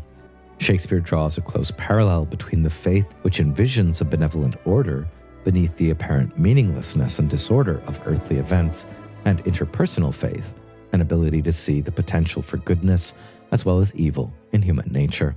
Only those who are willing to develop their capacity for this kind of vision can respond to Prospero's art or participate in the harmonious order which it helps to establish. And so Mabane concludes, The Tempest itself makes us aware of the limitations of art, and it encourages us to affirm the revelatory and redemptive power of Shakespeare's work only with significant qualifications. And yet the play also invites us to an act of faith. It suggests that if we exert our imagination, our vision may, in fact, coincide with that of the artist. If such a miracle does in fact occur, it may contribute to the magical transformation of our perception of ourselves and the world around us. The marriage ceremony is itself a form of divinely inspired art, just as Prospero's mask or Ariel's music is. It is a means through which grace effects a miraculous change in nature. And with that, let's turn to the wedding mask itself. Now, it certainly seems that the arguments for and against Prospero's art as goetry or theurgy, as witch-like sorcery, or as god-working philosophy, are fairly evenly stacked, and no scholarly consensus is likely ever to be made on these issues. That's the beautiful ambiguity of Shakespeare's writing. Perhaps the most powerful test case for these arguments is the wedding mask itself, occurring in Act 4, Scene 1. The most common interpretation of this scene is political. It is Jacobean court spectacle. Prospero's art celebrates Miranda's betrothal to princely power, and in the context of its performance at court, it is royal dramaturgy. It is also tempting to read the mask in terms of Prospero's or Shakespeare's stated intent, which is to bestow upon the eyes of this young couple some vanity of mine art. It is a promise, and they expect it of me. Vanity here does suggest both illusion and Prospero's self-interested motives in the whole arrangement, as well as Shakespeare's intent to contribute to the masque genre of court spectacle. But the goddesses who preside over the masque, Iris, Ceres, and Juno, are more than superficial avatars of love and relationship. They are goddesses of mystery initiation throughout antiquity. Prospero's fierce preliminaries on the consequences of unchaste behavior are self-interested, but they also underline mystical initiation into true celestial or platonic love versus base sensual desire. The other two most potent instances of Prospero's art in the play itself, the opening storm and the Harpy's banquet, are by comparison grotesque anti-masks, and the goddess Iris can be understood as exercising them both. What is more, the two major Olympian goddesses presiding in the masque, Ceres or Greek Demeter and Juno or Greek Hera, are consorts or wives of the two ruling gods of magic in the play, Neptune and Poseidon. Ariel commands Neptune and Jove in the opening Tempest, and Prospero again invokes them both as thaumaturgic gods presiding over his magic in his renunciation speech. Mythically, Ceres Neptune or Hades Persephone and Juno Jove also named the 4 or 6 core deities invoked in Greco-Roman rituals of sacred hierogamy at the center of all mystery initiations. Gardner points out that Prospero is in this scene more Greek than romantic or modern, both a dark daimon and a bright god. Like Hades and Apollo, he is the rational soul of Plato's Phaedrus, who drives 2 horses, Caliban, the sluggish, unwilling one, and Ariel, the fiery, excitable one. Like Orpheus the musician, Asclepius the healer, and Prometheus the bringer of conscious fire, Prospero wounds in order to cure. Whether a failed ruler or a bitchy old man, he is the nearest thing in Shakespeare to priest and saint at the same time, and it is as a marriage of Tempest and music, a musician-healer, that he officiates the wedding masque. Gardner goes on to point out how the Tempest combines comic, mythic, and mystical themes in what looks like a secular version of a medieval mystery play. Above all, its masque and anti-masque scenes dramatize classical mythology, the Eleusinian mysteries, Christian mystical traditions, and they express a fusion of Gnostic wisdom, pagan ritual, and Christian esotericism. The lesser mysteries, their dark, labyrinthine, and purgatorial ordeals, map onto the experience of the courtly party, while the greater mystery is the wedding masque itself, experienced only by Ferdinand and Miranda under the guidance of Prospero and Ariel.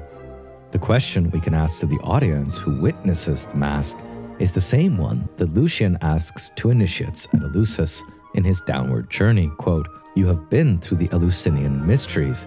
Tell me now, do you not think this is very much like them?"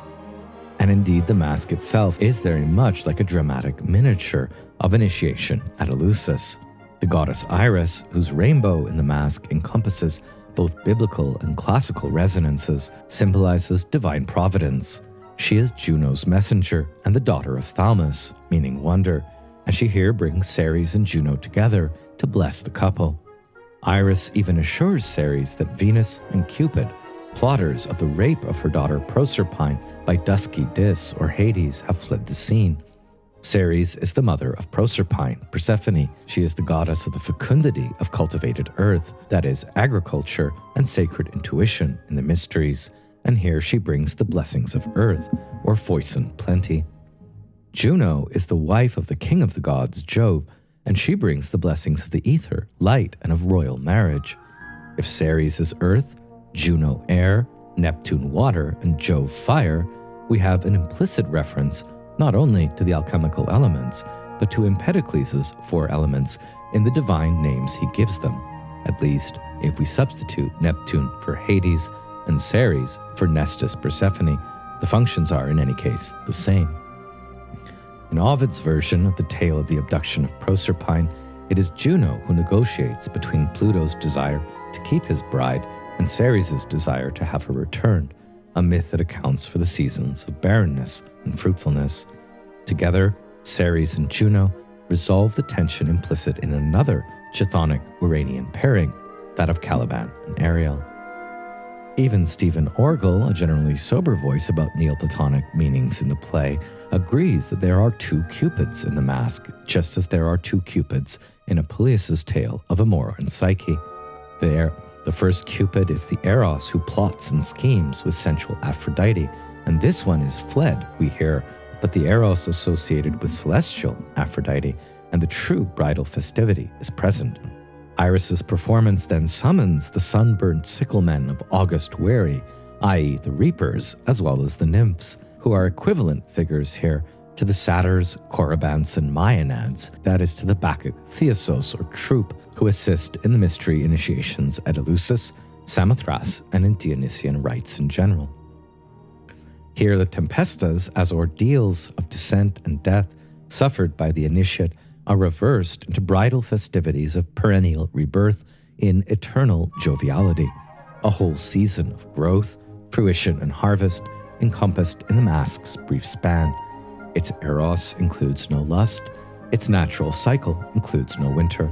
After autumn, spring will return once more.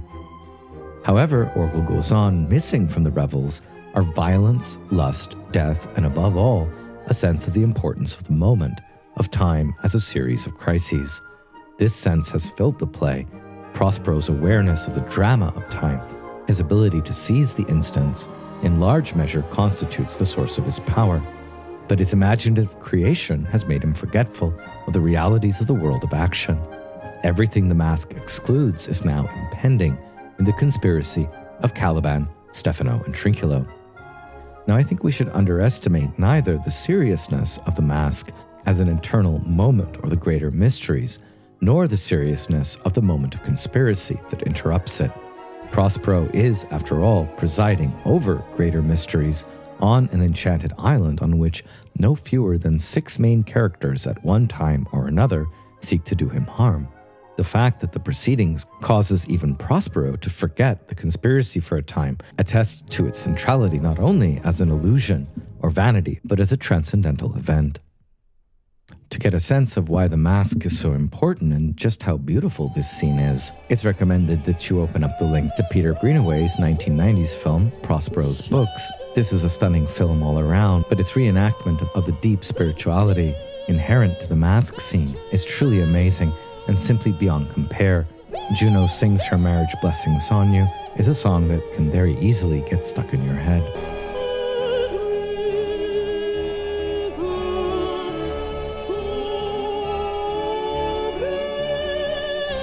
Look thou be true. Do not give dalliance too much the rein.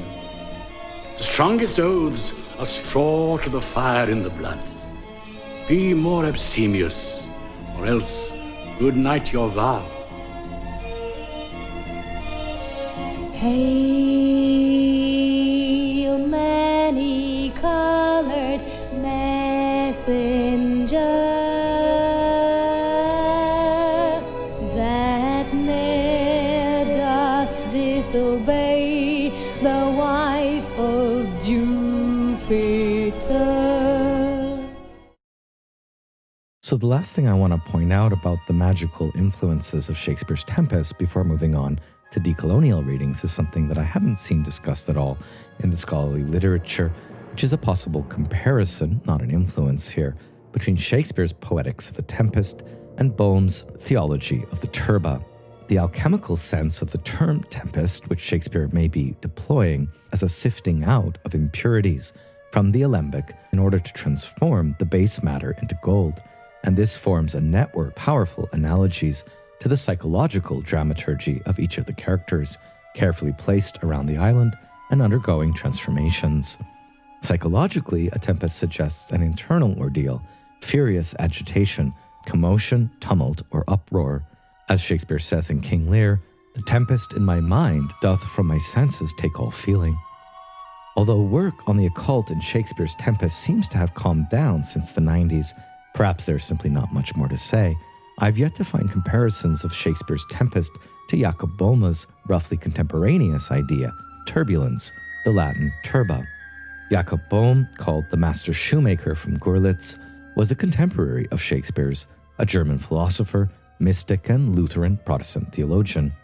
His first book, Aurora, was written after visionary experiences from 1600 to 1612, that is, while Shakespeare was at his peak, and was only shared privately, so there is no question of influence here, but rather a shared religious context from Paracelsus, Agrippa, and others. Boehme speaks of tempests in mystical initiatory ordeals using the Latin term turba, and he gives it manifold meanings in his Mysterium Pansophicum, many of which we see in the Tempest. Turba tempest can mean craving, disruption, breaking of the mirror, malice and the loathing of the other, violence, the miracle of governance, fury that is transformed into the mystery of the arcana in its languages and spirits, and then there is the purity that drives out the turba for a time until the beginning enters the end. Turba also means in Boehme the divided mind of Babel, the overwilling of the primal horde, and the turba gentium, that is turbulence of the peoples in the chaos of war, here a state of mystico-theological exception. Something was in the air, we can say, because everything Boehme says about the turba we can find parallels for in Shakespeare's Tempest. But enough of the magical, mythical, and esoteric resonances of Shakespeare's Tempest for now. Reception history of Tempest on any given topic, especially its magical aspects, is also certainly a great example of how context can easily overwhelm the text. As to our next topic, until quite recently, discussion of the colonial aspects of Tempest set out from the fact that Shakespeare obviously read and paraphrased Michel de Montaigne's essay of Cannibals, an author he frequently alludes to, especially in the speeches of Gonzalo in Act 2. We certainly can read the island as a utopian Erewhon, nowhere, Prospero's world, where he is a Hierophant, and the action is some kind of allegorical mystery initiation. As Wilson Knight early on puts this reading in his Prospero's Lonely Magic, the Tempest is at the same time the most perfect work of art and the most crystal act of mystic vision in our literature. This is what we get in the more esoteric takes on Tempest, and to some extent in Greenaway's film adaptation, Prospero's books, but it is undeniable that Shakespeare is also writing about the New World, and that he is writing, at least in part, about the early history of colonialism. Readings you have in the Norton Critical Edition that address these dimensions include Octave Manoni's Prospero and Caliban from his Psychology of Colonization, George Lamming's A Monster, a Child, a Slave, especially recommended, Kahn's Caliban at the Stadium, a bit long and detailed but with interesting bits on American adaptations of Caliban, and Gillies' The Figure of the New World in the Tempest, as well as excerpts from Cesare's A Tempest adaptation for the Black Theatre. There are hundreds more by now. Indeed, Caliban's namesake also has a whole field of post-colonial philosophy attached to it, Caliban studies, aka Afro-Caribbean philosophy, such as in this book by Paget Henry on the left, Caliban's Reason. Now, we've noted how Caliban's lineage is from the Algerian witch Sycorax, who has hinted indigenous roots in Patagonian travel narrative, hence her god is Setebos, and an unknown father. The play insists his father is a devil. This device on Shakespeare's part clearly leads to speculations about Caliban's paternity. At the very least, Caliban is one of many mixed-race characters in Shakespeare, and such offspring are racially coded in his language as monstrous. The modern concept of race has not yet been invented, but Shakespeare's otherizing and racialized language, which expresses common Elizabethan fears about hybridity and miscegenation, could be said to contribute to later racist discourse. Shakespeare also runs stereotypes about North African or Moorish Arabic heritage together with black skin, as in Othello. The point here is not so much to say that Shakespeare is racist, although many argue that we cannot avoid this conclusion given his cultural context, but to point out that there is no plausible way of reading the play that conveniently shelves the issues of race and colonialism. To start here, you might check out the Globe lecture by Madeline Sayet and Scott Manning Stevens, two Indigenous American scholars, on anti-racist engagement with the Tempest. As Sayet puts it, if you are reading Shakespeare's plays and you are not seeing any sexism or racism, then there's a lot of education I think that as a human being, you need to be looking at for yourself. Stevens mentions that if students are learning about settler colonialism for the first time in his classes through Tempest, then that is at least something. The Bermudas are mentioned by Ariel and have been taken as a possible location, which also grants Caliban, at least retrospectively, an Afro-Caribbean connection, even if it makes no sense how any vessel shipwrecked in the Mediterranean could get to the New World, an island off the coast of Morocco or Sicily is often assumed by scholars trying to make some actual sense of the play's geography. The first and most established source to look at for Shakespeare's New World island is Strachey's Sea Adventure, since The Tempest is definitely based on a text brand new to the year that Shakespeare wrote it. Strachey's miraculous and non-fictional sea adventure of 1610 speaks of a most dreadful tempest. In its shipwreck and survival narrative, the exotic Bermudas were depicted as tempest-tossed externally, but a serene Edenic paradise within. Strachey even describes the misadventures of the crew as a tragical comedy, wherein the crew, in the gulf of despair, was so graciously preserved. We also hear there of St. Elmo's fire, the miraculous survival of the mariners, the magical rejuvenation of the island, and the governance of a resourceful leader who overcame diverse mutinies. Strachey cites Latin precepts apt for the tempest, such as what we see as evil is medicine, and every inordinate soul becomes its own punishment. He finds what men fear by superstition as the devil's isle to in fact be the place of our safety and the means of our deliverance, and he draws the moral lesson. The truth is the daughter of time, and men ought not to deny everything which is not subject to their own senses. Despite leaving the geography of the island extremely obscure, Shakespeare was well informed by developments in the New World, and not just from Montaigne's essay of Cannibals. As we've seen, he cites Caliban's Patagonian god Setebos from Robert Eden's History of Travail of 1577, itself a translation of Antonio Pigafetti's narrative of Magellan's travels, and he likely also read Peter Martyr's The New World, which describes primitive Atlantean utopians, ravenous harpies, dog hunts by conquistadors, native dancing and mutinous or garrulous language, and a monster of the sea like a man. Many other New World sources have been suggested, more or less plausibly. Atlantis, a name with associations legion, was the going name for the Americas in the circle around Sir Francis Bacon, author of The New Atlantis, and who had some stake in Britain's early colonial policy. In his The Figure of the New World in Shakespeare's Tempest, Gilles finds in Miranda's response to the Italian nobles, "O brave new world that has such people in it," and Prospero's quip, "'Tis new to thee," a peculiar, ironic inversion. The irony goes beyond Prospero's apparently all-embracing irony, since it's present in Miranda's implicit invocation of the New World historico-geographic trope of first encounter, here modified into an exclusively European affair. Where in voyage literature, the natives wonderingly see the Europeans as gods, in Shakespeare, Miranda looks on the Europeans as mankind. The figure of the native is not excluded, however, it's subtly re-engineered. The ethos of wonder has been objected, in Kristeva's term, from the native Caliban, who is left outside the mystery of renewal, in the realm of the monstrous or the farcical.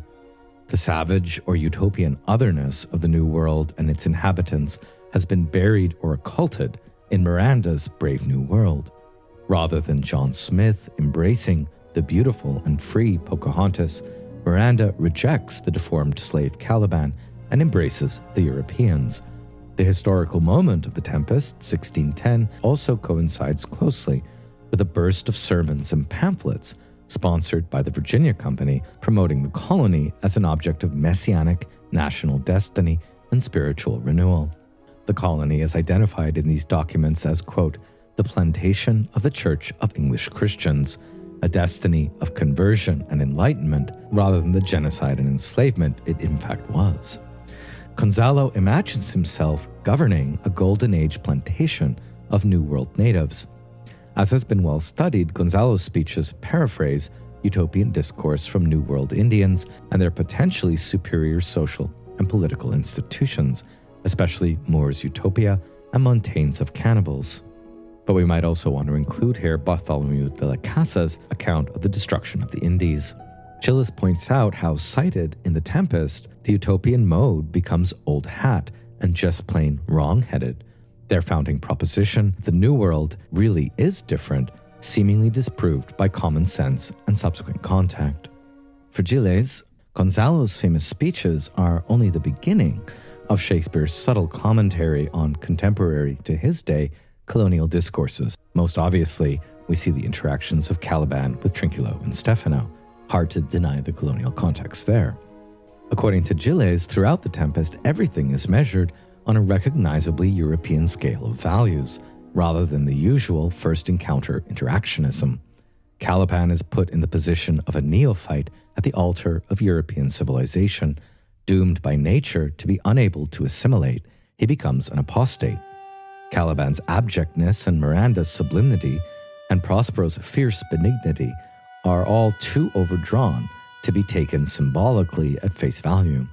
Shakespeare's more sympathetic portrayal of Caliban and attributing of Aristotle's argument for natural slavery to Miranda reveals an intolerable emotional ambivalence. Quote, "The abject is etched with the sublime." For Juglers, Shakespeare's portrayal of colonial themes charts in miniature the metamorphosis of the New World trope from the 16th to the 17th century. Quote, "In the sheer shock of its original novelty, the New World was initially figured as ontologically other and emotionally ambivalent in ways too disturbing to endure. The inherent instability led to a transformation, whereby the ontological otherness was refigured as ontological affiliation, and the ambivalence became split into figures of desire, the land, the dream of renewal, Miranda, and figures of abjection, the dispossessed savage, Caliban. Now, whereas Miranda's symbolism culminates in the Mask of Ceres, Caliban's culminates in the filthy mantled pool by Prospero's cell. The very symmetry of these oppositions, however, bespeaks a shadowy alliance, a primordial togetherness. Each is more natural than the visiting Europeans, Caliban in a wild sense and Miranda in a pristine sense. Both Caliban and Miranda inhabit the emotional element of wonder, as wanderers and as objects of wonder to Europeans. Both are, structurally speaking, children. Both are wards of Prospero within his project of education and renewal. What is more, Caliban's unsuccessful apprenticeship to language and European values is juxtaposed to Ferdinand as successful suitor, who first encounters Miranda as if she were a native goddess of the island. Quote, "Miranda's first encounter with Ferdinand can be read like a boulderized version of Theodore Gallet's 1580 engraving of Vespucci encountering a naked female American, figured here in color on the right. There is the same sense of mutual wonder, the same sexual polarity, the sexual magnetism, though without the sexual threat, the sense of mutual discovery, the sense of radical difference and mutual destiny, and the seashore setting. Although Ariel's first song, Bow Wow in F, may derive from Rossier's account of ceremonial Virginian dances, at various points in the Tempest, such estrangeful ceremonial dances of the other are translated into the more familiar courtly ceremony, visible in the play in its hand-taking and curtsying rituals. Juglers next points to natural law theory. Quote, "Natural law thinking may explain the curious mix of failure and success in Caliban's education.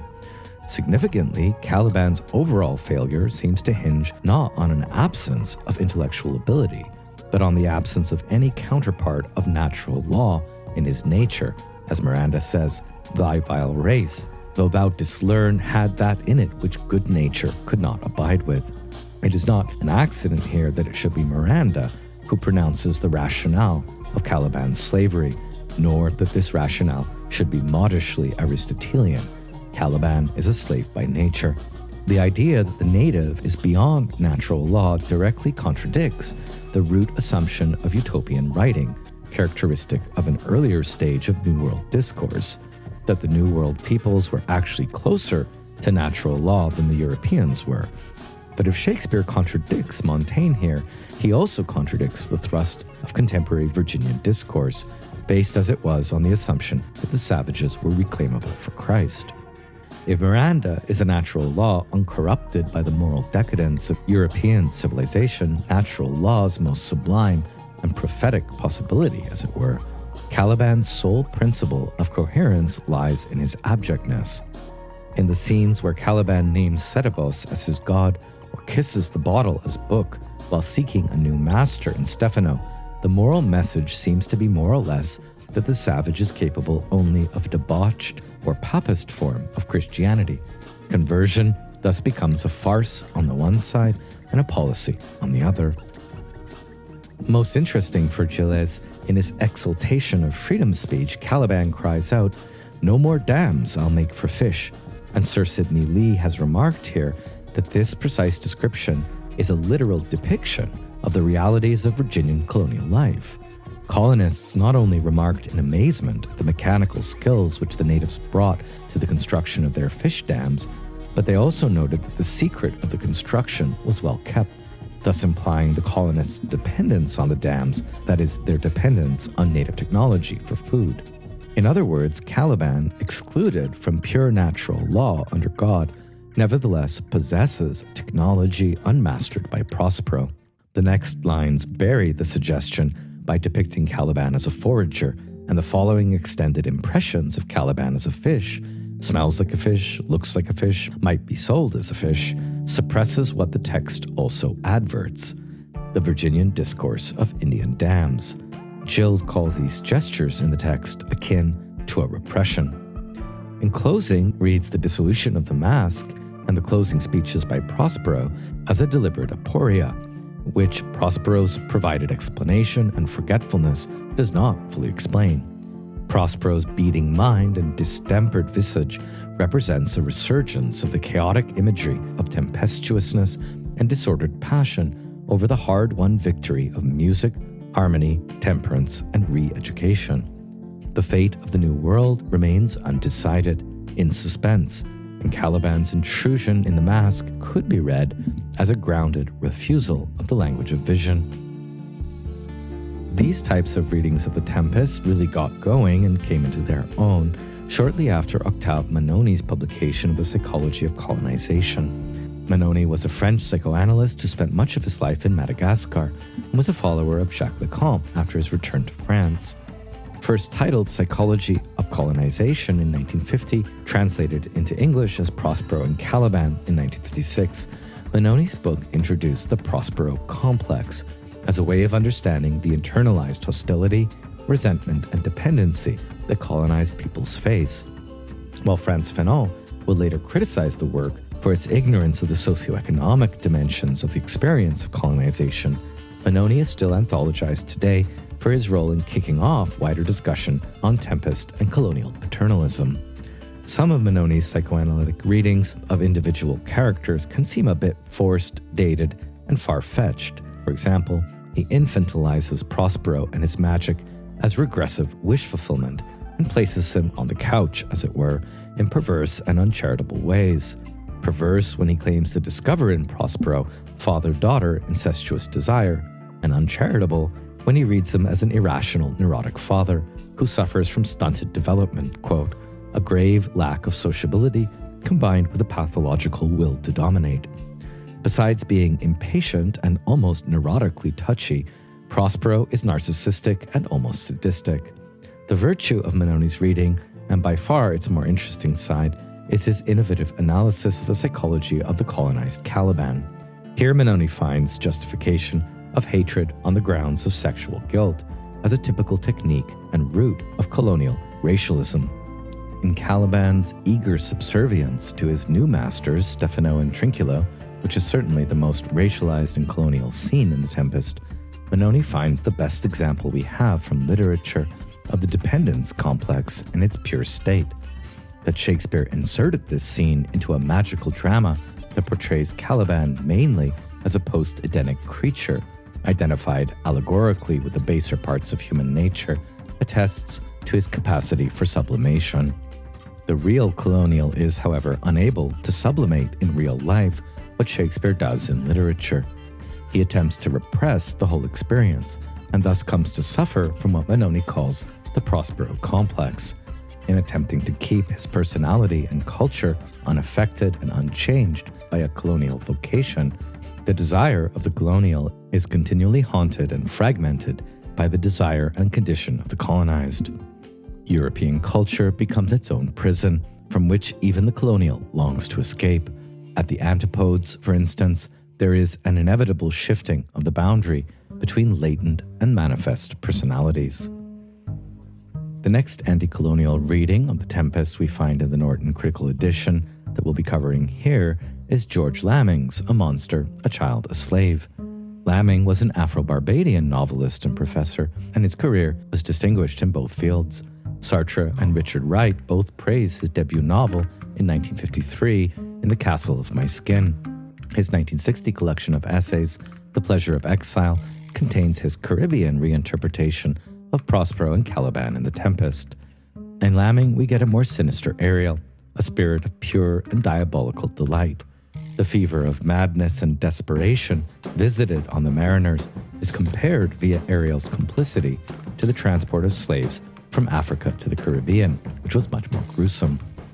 Caliban is imagined among them, one of those who survived, as though there was some divinity which made them unique in their capacity to last. Prospero's state is a monarchy of one, his power absolute, but he needs his slave, even as that slave contains the seed of revolt. The sadistic tortures that Prospero threatens Caliban with, and that Caliban describes internally, are more than magical or symptomatic for Lamming. They recall tortures meted out to New World slaves, as in Haiti, their heads smeared with sugar that the flies might devour them, fastened to nests of wasps, made to eat their excrement, drink their urine, and lick the saliva of other slaves, or even filled with dynamite with a match struck near the hole of the arse. Prospero does not dynamite Caliban for the sake of his own survival, but Caliban haunts Prospero in ways that are almost too deep and too intimate to communicate.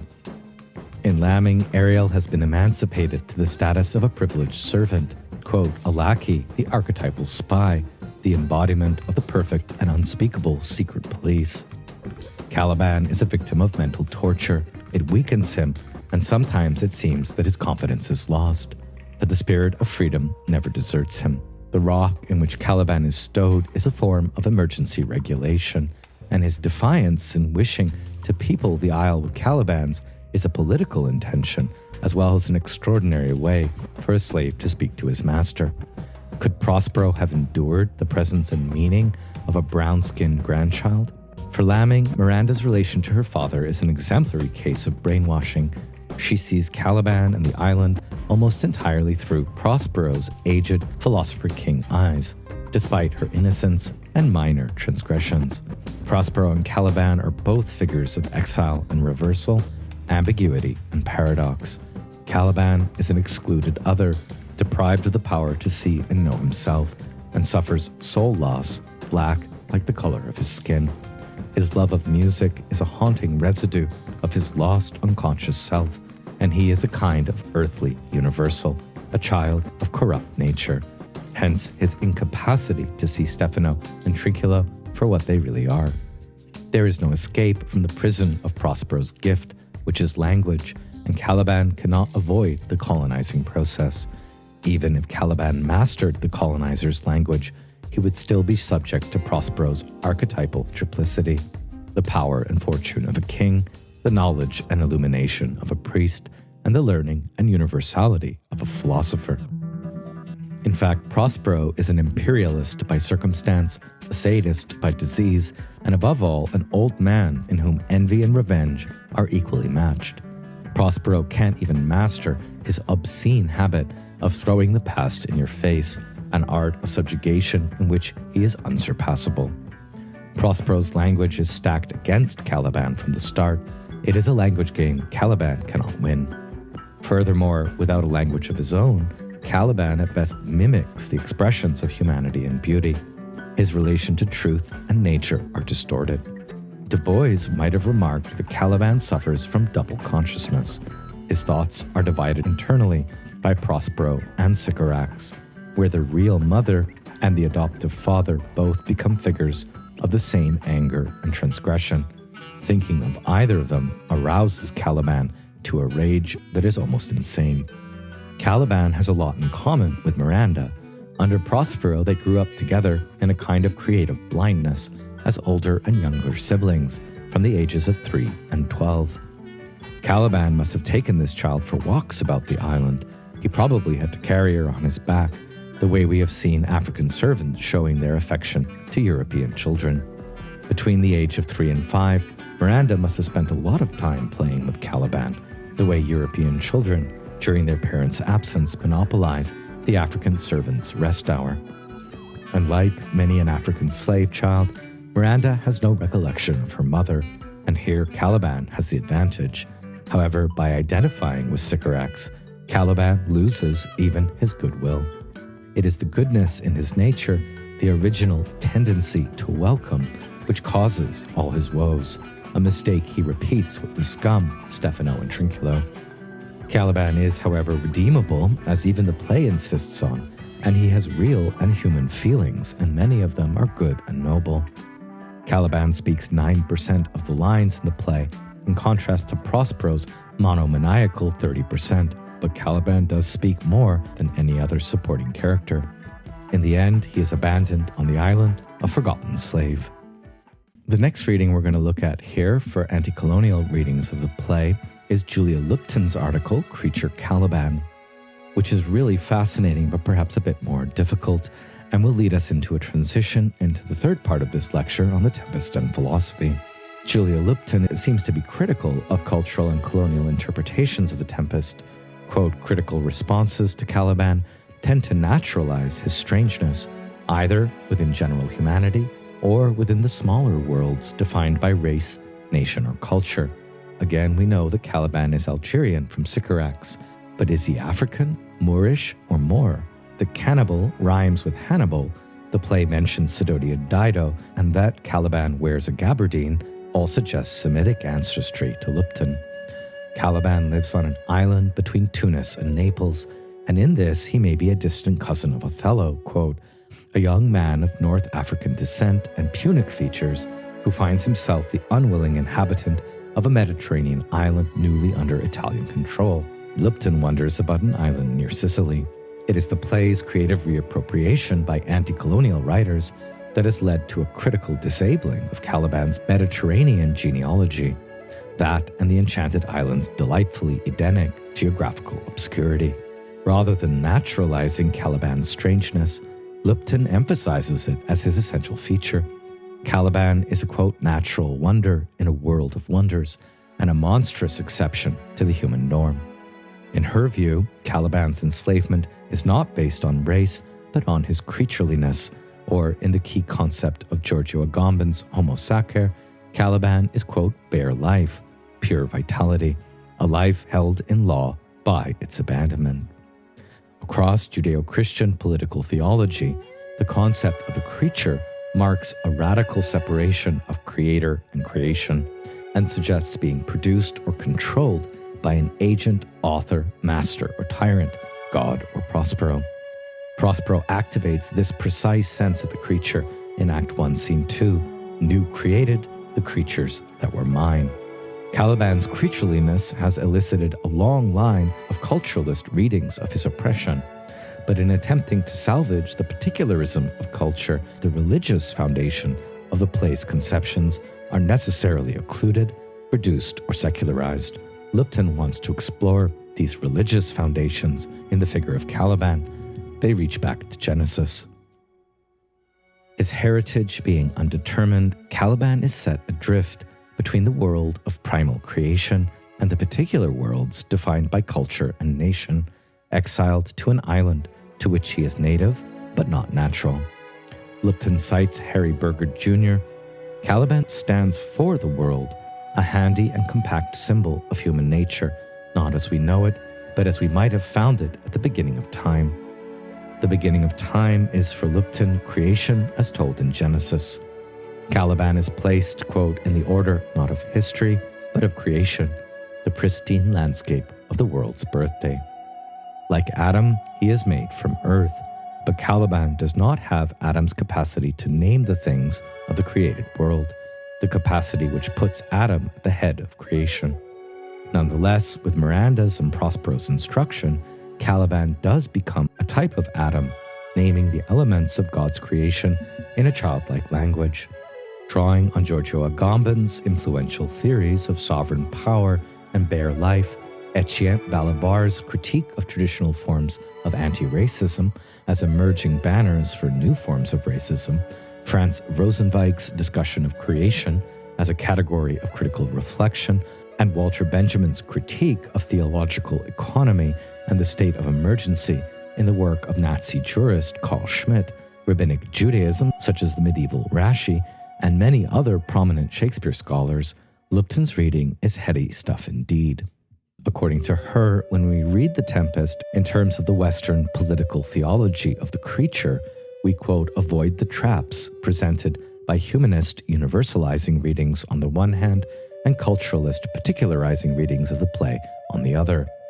Quote, as part of creation, Caliban shares the universe of Adam, thwarting attempts by both characters and readers to exclude him from the common lot of humanity. At the same time, his creaturely monstrosity foils any normative reading of this humanity which would raise Caliban into an exemplar of basic drives. The play includes him within the cosmos of Adam, but only as its chaotic exception. Throughout Lupton's approach, Caliban as character invites and resists universalist, humanist, and particular culturalist readings. He subsists with an unredeemed creation, not yet divided into nations, forming the forgotten ground of a heterogeneous universalism irreducible to either the economies of normative humanity or the semiotic coherence of individual cultures. At once monstrous and human, slavish and poignantly subjective, the creature Caliban takes shape at the negative intersection between general humanity and specific culture. Lupton even finds in the politico-theological reading of Caliban's creatureliness an antidote to the impasses of culturalist readings. What she appears to be aiming at in this reading is a reclaimed universalism, wherein we are all, in a phrase from Rosenzweig's Star of Redemption, everlastingly creatures. The Star of Redemption locates creation as one point in a triad completed by revelation and redemption, the Jewish triad of history. In Tempest, all creatures, even a godlike king, Magus, priest like Prospero, are situated between a past revelation and a future redemption, everlastingly within God's jurisdiction. One of the most interesting, though somewhat underdeveloped, moments in Lupton's reading is when she reads The Enchanted Island in terms of contemporary political philosophy on the state of exception, from Carl Schmitt to Giorgio Agamben. Schmitt had analyzed absolute sovereignty in the late 16th and early 17th century, and this was adapted by Walter Benjamin, and it can be very useful in analyzing the situation of the Tempest and its enchanted isle as a state of exception. With the arrival of the Italian nobles and earlier placing of Caliban under a ban, Prospero's position on the island is a continual sovereign activity applied during a literal state of emergency. Quote, in English, emergency is defined by the state of emerging, a condition in which forms are no longer fixed, when new, potentially dangerous, revolutionary or counter-revolutionary forms of political life can arise. Although Lupton's analysis does not descend at this point too much from the airy realms of theory to a reading of the play's action, we can readily observe that a state of emergency and exception is the precise situation of the Tempest. To cite two main examples, Antonio's and Sebastian's plot against Alonso, an earlier attempted murder of Prospero, and Caliban's plot with Stefano and Trinculo. Lupton, in a state of emergency, the sovereign stands outside a legal order that includes him as the necessity of its own suspension. As sovereign of the island, Prospero's legally suspect use of natural and supernatural magic can be understood from this perspective. From the start, Prospero's magical art exceeds the ordinary laws of nature and human laws laid down by James I. It is a theatrical exception to the rules. Prospero only declares a definitive end to this state of exception once he has restored politico-psychological harmony to the world of the creaturely. His reassumption of Milanese habit, mercy, forgiveness, and self-reconciliation to his mortal finitude, which is most faint, also exemplifies what Lupton underlines as Benjamin's resolutely materialist analysis of political theology. The sovereign, unlike God, is himself a creature. However highly he is enthroned over subject and state, His status is confined to the world of creation. He is the lord of creatures, but he remains a creature. Prospero, as a figure of sovereign exception, is implicit in Lupton's article. Quote, "The sovereign creature is finally both sovereign and subject, mind and matter, tyrant and martyr. Never simply sovereign over himself, his self-rule is tyrannous, and he suffers that rule as mere creature. His reason takes flight as speculation. His law is that of the state of emergency, not the state of nature, and his body forever speaks in the hagiographics of dismemberment, torture, deformity, and symptom." Lupton is, in this piece, more interested in the effects of such structures of sovereignty, dismemberment, torture, deformity, and symptom, on the once king, now abjected other, bare life or pure creatureliness of Caliban. Quote, "Caliban thus enters the play under the sign of the creature. In his famous speech, 'This island's mine, by Sycorax my mother, which thou takest from me. When thou camest first, thou strokest me and made much of me, wouldst give me water with berries in it, and teach me how to name the bigger light and how the lesser, that burn by day and night.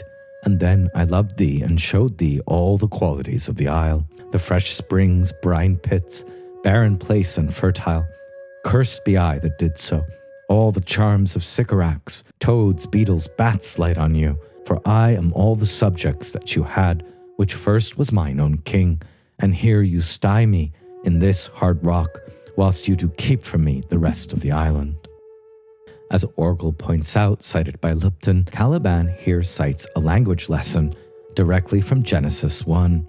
God then made two great lights, the greater light to rule the day, and the less light to rule the night. After showing how this allusion places Caliban in the order not of history, but of creation, thus giving him a second-order Adamic power of naming, Lupton focuses on Caliban's mannequin-like status as a thing made of earth, an earthen core, as Prospero calls him, thou earth, thou, which defines him as forever emerging, creatura, about to be created, from the base matter of the elements.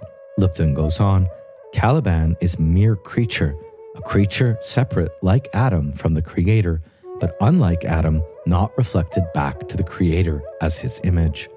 Caliban is not even taught to name every living creature, as in Genesis 1:29, as Adam does, but only the major principles, the bigger light and the less. In what I think is a brilliant move, Lupton follows Caliban's speech from start to finish and cites the medieval rabbinic commentator Rashi in order to posit an inveterate rivalry between sun and moon, solar magician Prospero, and moon calf Caliban. Rashi, in commentary on Genesis, had stated they were created of equal size, but that of the moon was diminished because she complained and said, "It is impossible for two kings to make use of one crown."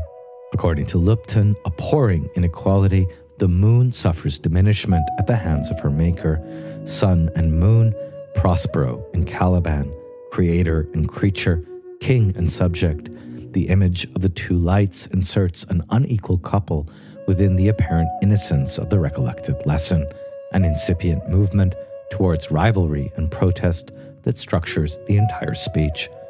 Caliban is left with the baser mimesis born from rivalry and the quest for recognition.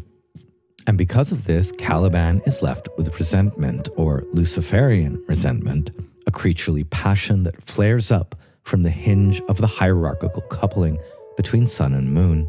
Lupton looks to other plays of Shakespeare for further examples of Luciferian resentment, and she finds them across Shakespeare's work as an emblem of market modernity, which even prefigures Nietzsche's analysis of ressentiment. But in The Tempest, she claims Shakespeare changes tact by locating resentment not within, but prior to the law, as the passion of a prehistoric world that takes shape at the shores of the economic as such. Caliban thus exists at the threshold of commerce and conversion, and for Lupton, the name of this originary expropriation is slavery, which maintains a creaturely preserve of bare life within a system of sovereignty and covenant, the latter represented in the play by Prospero's contractual relation to Ariel. Prospero defends the necessity of maintaining Caliban within the oikos, the household of the master, as slave. Quote, he does make our fire, fetch in our wood, and serves in offices that profit us. Caliban's counter-narrative recounts this originary expropriation. He who was once mine own king is now all the subjects that you have. Resentment brings Caliban to speech at the level of the symptom, a psychosomatic phenomena that articulates and inflames the creaturely edges of his being. The pinches and cramps that Prospero visits upon Caliban need have no magical or physical source at all for Lupton, for they may simply manifest the passion born of enforced service, the stinging nettles of resentment as it flowers on the body of the creature inhabiting the edge of symbolization. Caliban's resentment is fundamentally pre-literate. He can speak, but not read. He suffers not under the law, but rather outside the law. Lacking access to legal types of accounting, the creature keeps track of servitude in the only language available to him, the cramped script, the tattooing side stitches of the symptom. Caliban's bodily suffering of resentment comes to speech in two more articulate forms of discourse, curse and counter-narrative. Caliban's cursing is thus for Lupton an act of minimal verbalization of a hieroglyphics of pain, and she traces the curse of slavery back to the flood and Noah's lascivious and blackened son, Shem, who not incidentally will figure prominently in modern biblical justifications of racism and slavery. Caliban's counter-narratives, frustrated by Ariel, are a response to Prospero's magic, which leaves him defenseless. Nonetheless, Prospero's own sovereignty depends in large measure on Caliban's unwilling recognition of himself as subject. Furthermore, Caliban's creaturely subjectivity is figured at the threshold of genuine creativity. His attunement is musical, and his poetry of the island beautiful. And so Lupton sums up her take on Caliban: symptom, curse, and counter-narrative. These are the oppositional forms that the passion of resentment takes in Caliban's discourse. Although they cover a full range of articulate speech and open up the possibility of the creature's own creativity, they share the structure of reaction formation, a psychoanalytic concept that does not lead Caliban into successful conspiracy, let alone towards a genuine political program or philosophy. And yet, according to Lupton, there is a more positive dimension to Caliban's speech, the passion of wonder that characterizes the creature's response to creation. In his fullest poetic response to the island, Caliban imagines a rain that would be a fructifying antidote to the violence of Prospero's storm. In an amazing footnote, Lupton points out how the term hurricane is of New World coinage and may well be the type of storm unknown in Europe that Shakespeare calls, in the known nautical term, tempest. In fact, hurricane derives from Huracan, the Mayan god of storms, who could be both creative and destructive. She seems to be trying to attract new PhD students when she says, a fascinating project would involve comparing concepts of creation in the Tempest and the Mayan epic Popol Vuh, the Mayan book of the dawn of life. After further looking into Caliban's musical receptivity, Lupton concludes that Caliban's poetry of place is not yet a politics of the polis.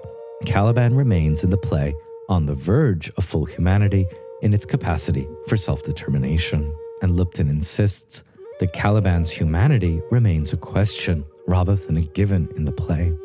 The question is raised by the limited vector of Caliban's wonder. He is a mere creature who wonders at creation without a reflex towards the creator, and also without recourse to a subjective or sexual relation. However full the island is to him, he remains alone on it. The island's plenitude masks its fundamental emptiness for him, its lack of a subjective partner for him within its natural abundance. Caliban's loneliness is a further sign of his imprisonment, of his exile from the island on the island, and it may also represent the possibility of another type of subjectivization, another model of humanity resident in the motif of the creature that exists somewhere just beyond the conceptual limits of the play. Lupton is far from insisting here that Shakespeare had anything like her politico-theological conceptualization in mind, but she is also far from psychoanalyzing the characters or Shakespeare for having repressed it. She finds in the play a creaturely thing on the verge. For us, as for Shakespeare, which we, as inheritors of Caliban's legacy, must interpret for ourselves. On the flood and redemption narrative, on the island, and on Caliban as a man or a fish, Lipton goes on to point out how Caliban lives on an island, surrounded by water, always close to the moist element, to bogs, fens, and flats. As we've seen, Trinculo and Stefano can't figure out if it's a man, fish, or Indian. What accounts for these earthly and watery elements in the Tempest, which go here a bit against the tidiness of Peter Dawkins' alchemical graphs? The floating world of the Tempest reaches back to the epoch of the flood, the biblical deluge ante legem before the law, in which unredeemed creation suffers a sea change on the road to law and grace. Caliban's island is post-lapsarian, after the fall, faulted by sin and potential monstrosity, not yet subject to revelation and redemption. Like the biblical flood, Prospero's Tempest threatens creation. After the flood, God accepts that the imagination of man's heart is evil in Genesis 8:21. Under the sign of a rainbow, God makes an everlasting covenant with all living creatures in Genesis 8:22. While the earth remaineth, seed time and harvest shall not cease. Northrop Frye reads these associations in terms of the mask scene. The mask has about it the freshness of Noah's new world, but the rainbow appears in the form of the Greco-Roman goddess Iris, divine messenger to Juno, to celebrate a contract of true love and earth's increase, foison and fusion, blessing the marriage of Miranda and Ferdinand. These are the Greco-Roman connections, and yet the biblical resonance is strong insofar as under the rainbow, God blessed Noah and his sons and said unto them, Be fruitful and multiply and replenish the earth. For Lipton, Caliban's desire to people the isle with Calibans seeks participation precisely in this covenant, the descendants of Shem. And all this suggests for Lipton at the limits of the play, not quite conceptualized perhaps by Shakespeare himself within it, the possibility of a new universalism beyond the exhaustion of traditional universalism, which can overcome the culturalist ethnocentrism of most particularist readings of the play. Finding the ultimate meaning of the Tempest in the 21st century for us as that of a democracy to come populated by creature Calibans, Lipton enjoins us to conceive of Caliban as a fifth-day creature, neither completed on the sixth day, nor with the Sabbath on the seventh. And in this way, Shakespeare manages to isolate an elemental category of bare sentience, which refuses to resolve into the homogeneous ideal of the universalist pole or the identitarianism of the particularist one. Quote, if we want to find a new universalism in the play, as I believe urgently we must, we will do so not by simply reasserting that Caliban is human, but rather by saying that all humans are creatures, and that all humans constitute an exception to their own humanity, whether understood in general or particular terms. In the zone of indistinction between Bosch's obscene zoological imagination, the Garden of Earthly Delights, and the promiscuity of Michelangelo's great human types in the Sistine Chapel, this is where we can locate Caliban's creatureliness. One can imagine Caliban struggling to pass from Bosch's world to Michelangelo's, striving to abandon the Flemish painter's botanical bestiary of mystical symbols for the clarity and dignity of the Italian's anti-landscape. That universe towards which he strives, however, remains intrinsically empty, the placeholder that enables but also renders unstable the flux of a democracy always to come.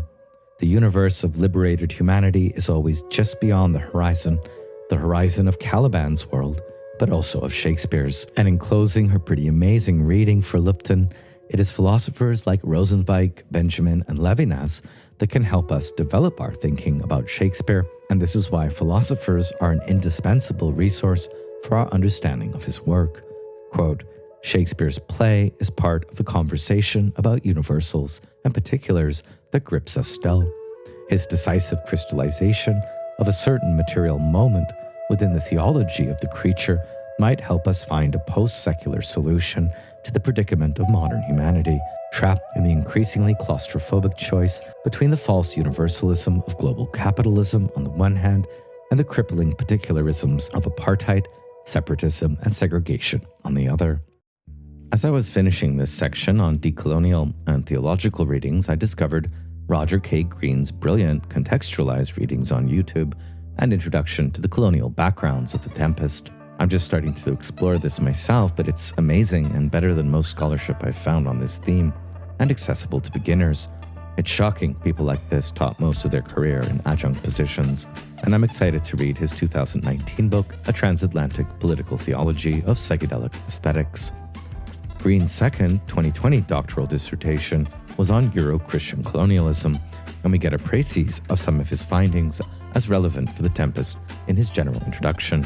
The reason it's difficult to decide whether Prospero is mage or tyrant, whether it's a mystery play or colonial drama, is in the first instance that Shakespeare's work is steeped in Renaissance humanist rhetorical techniques, setting up both sides of a position so effectively that the reader is not supposed to know where the writer stands on an issue.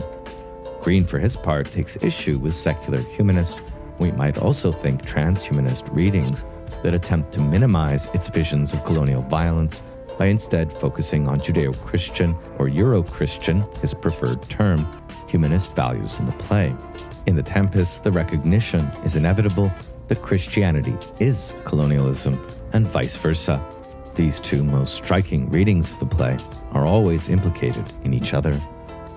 Green explores how the theoretical, religious, legal, historical, political grounds for the modern notion of skin color racism were in fact already being formulated and developed in the centuries leading up to the Tempest, especially in how papal bulls leading to the doctrine of discovery ended up being interpreted and applied in the colonial projects of Euro-Christian nation-states. Green provides a more careful historical framing than does Lupton for political theology readings of the Tempest and the figure of Caliban by focusing on Euro-Christian supremacist justifications for perpetual slavery of indigenous and African peoples.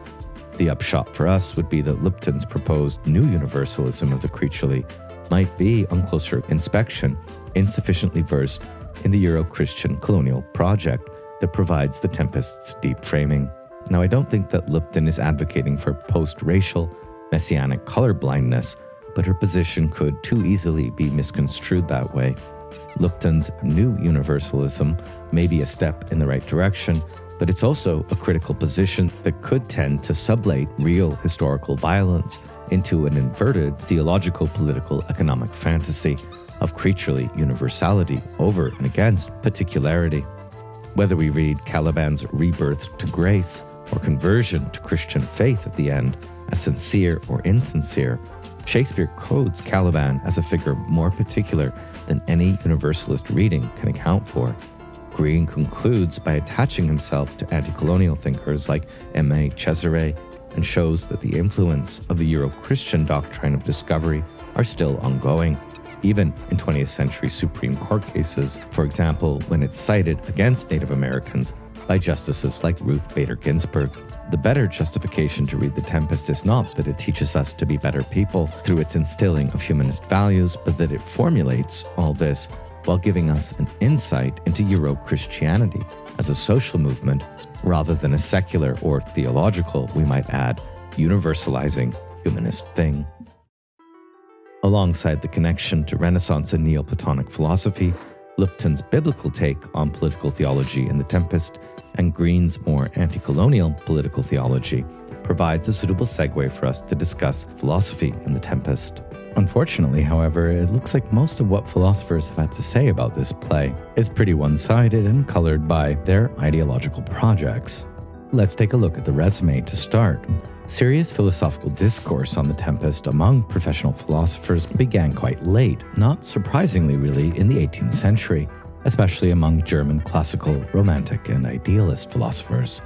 This is unsurprising because it was among scholars and philosophers like Herder, Humboldt, Goethe, the Schlegels, Novalis, Hegel, and Schelling that the traditional lines between philosophy and literature, inaugurated by Plato and reinforced across the cultural history of Judeo-Christian theology, began to break down.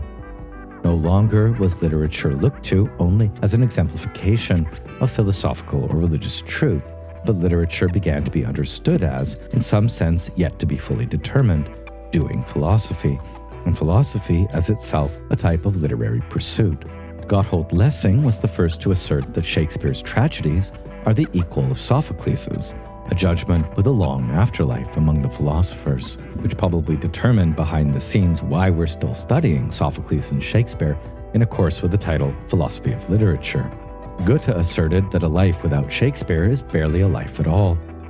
Johann Gottfried von Herder celebrated Shakespeare's capacity to break the rules of Aristotle's Poetics, emulated by French dramatists and academics, although The Tempest itself is rather an extreme example of adherence to the unities of time and place.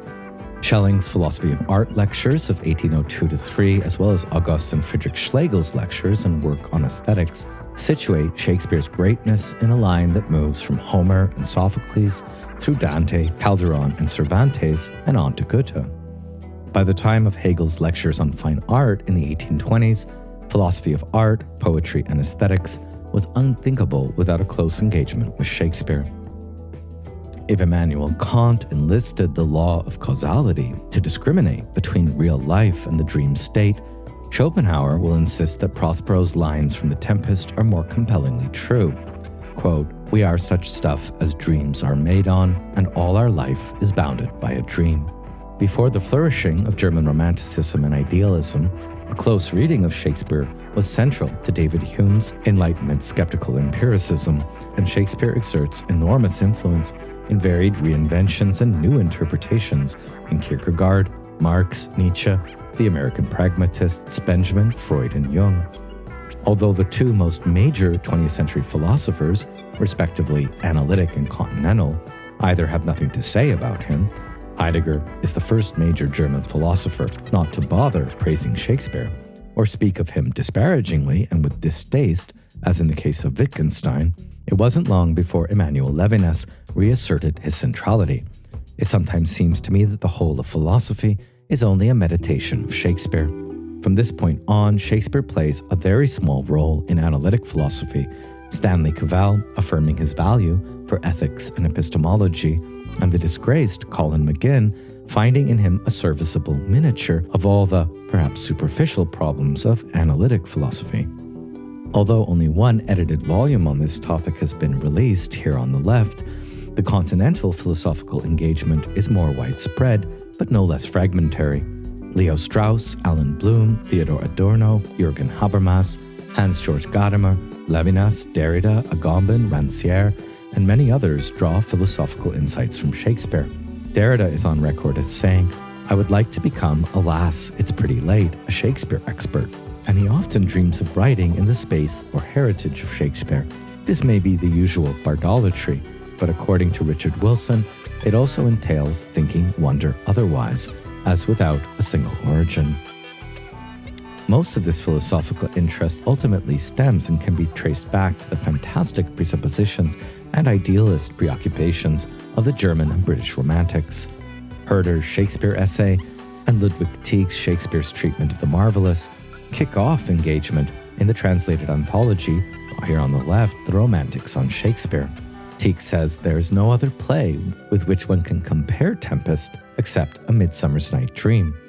Others since have defined Tempest as Hamlet plus Midsummer's Night Dream.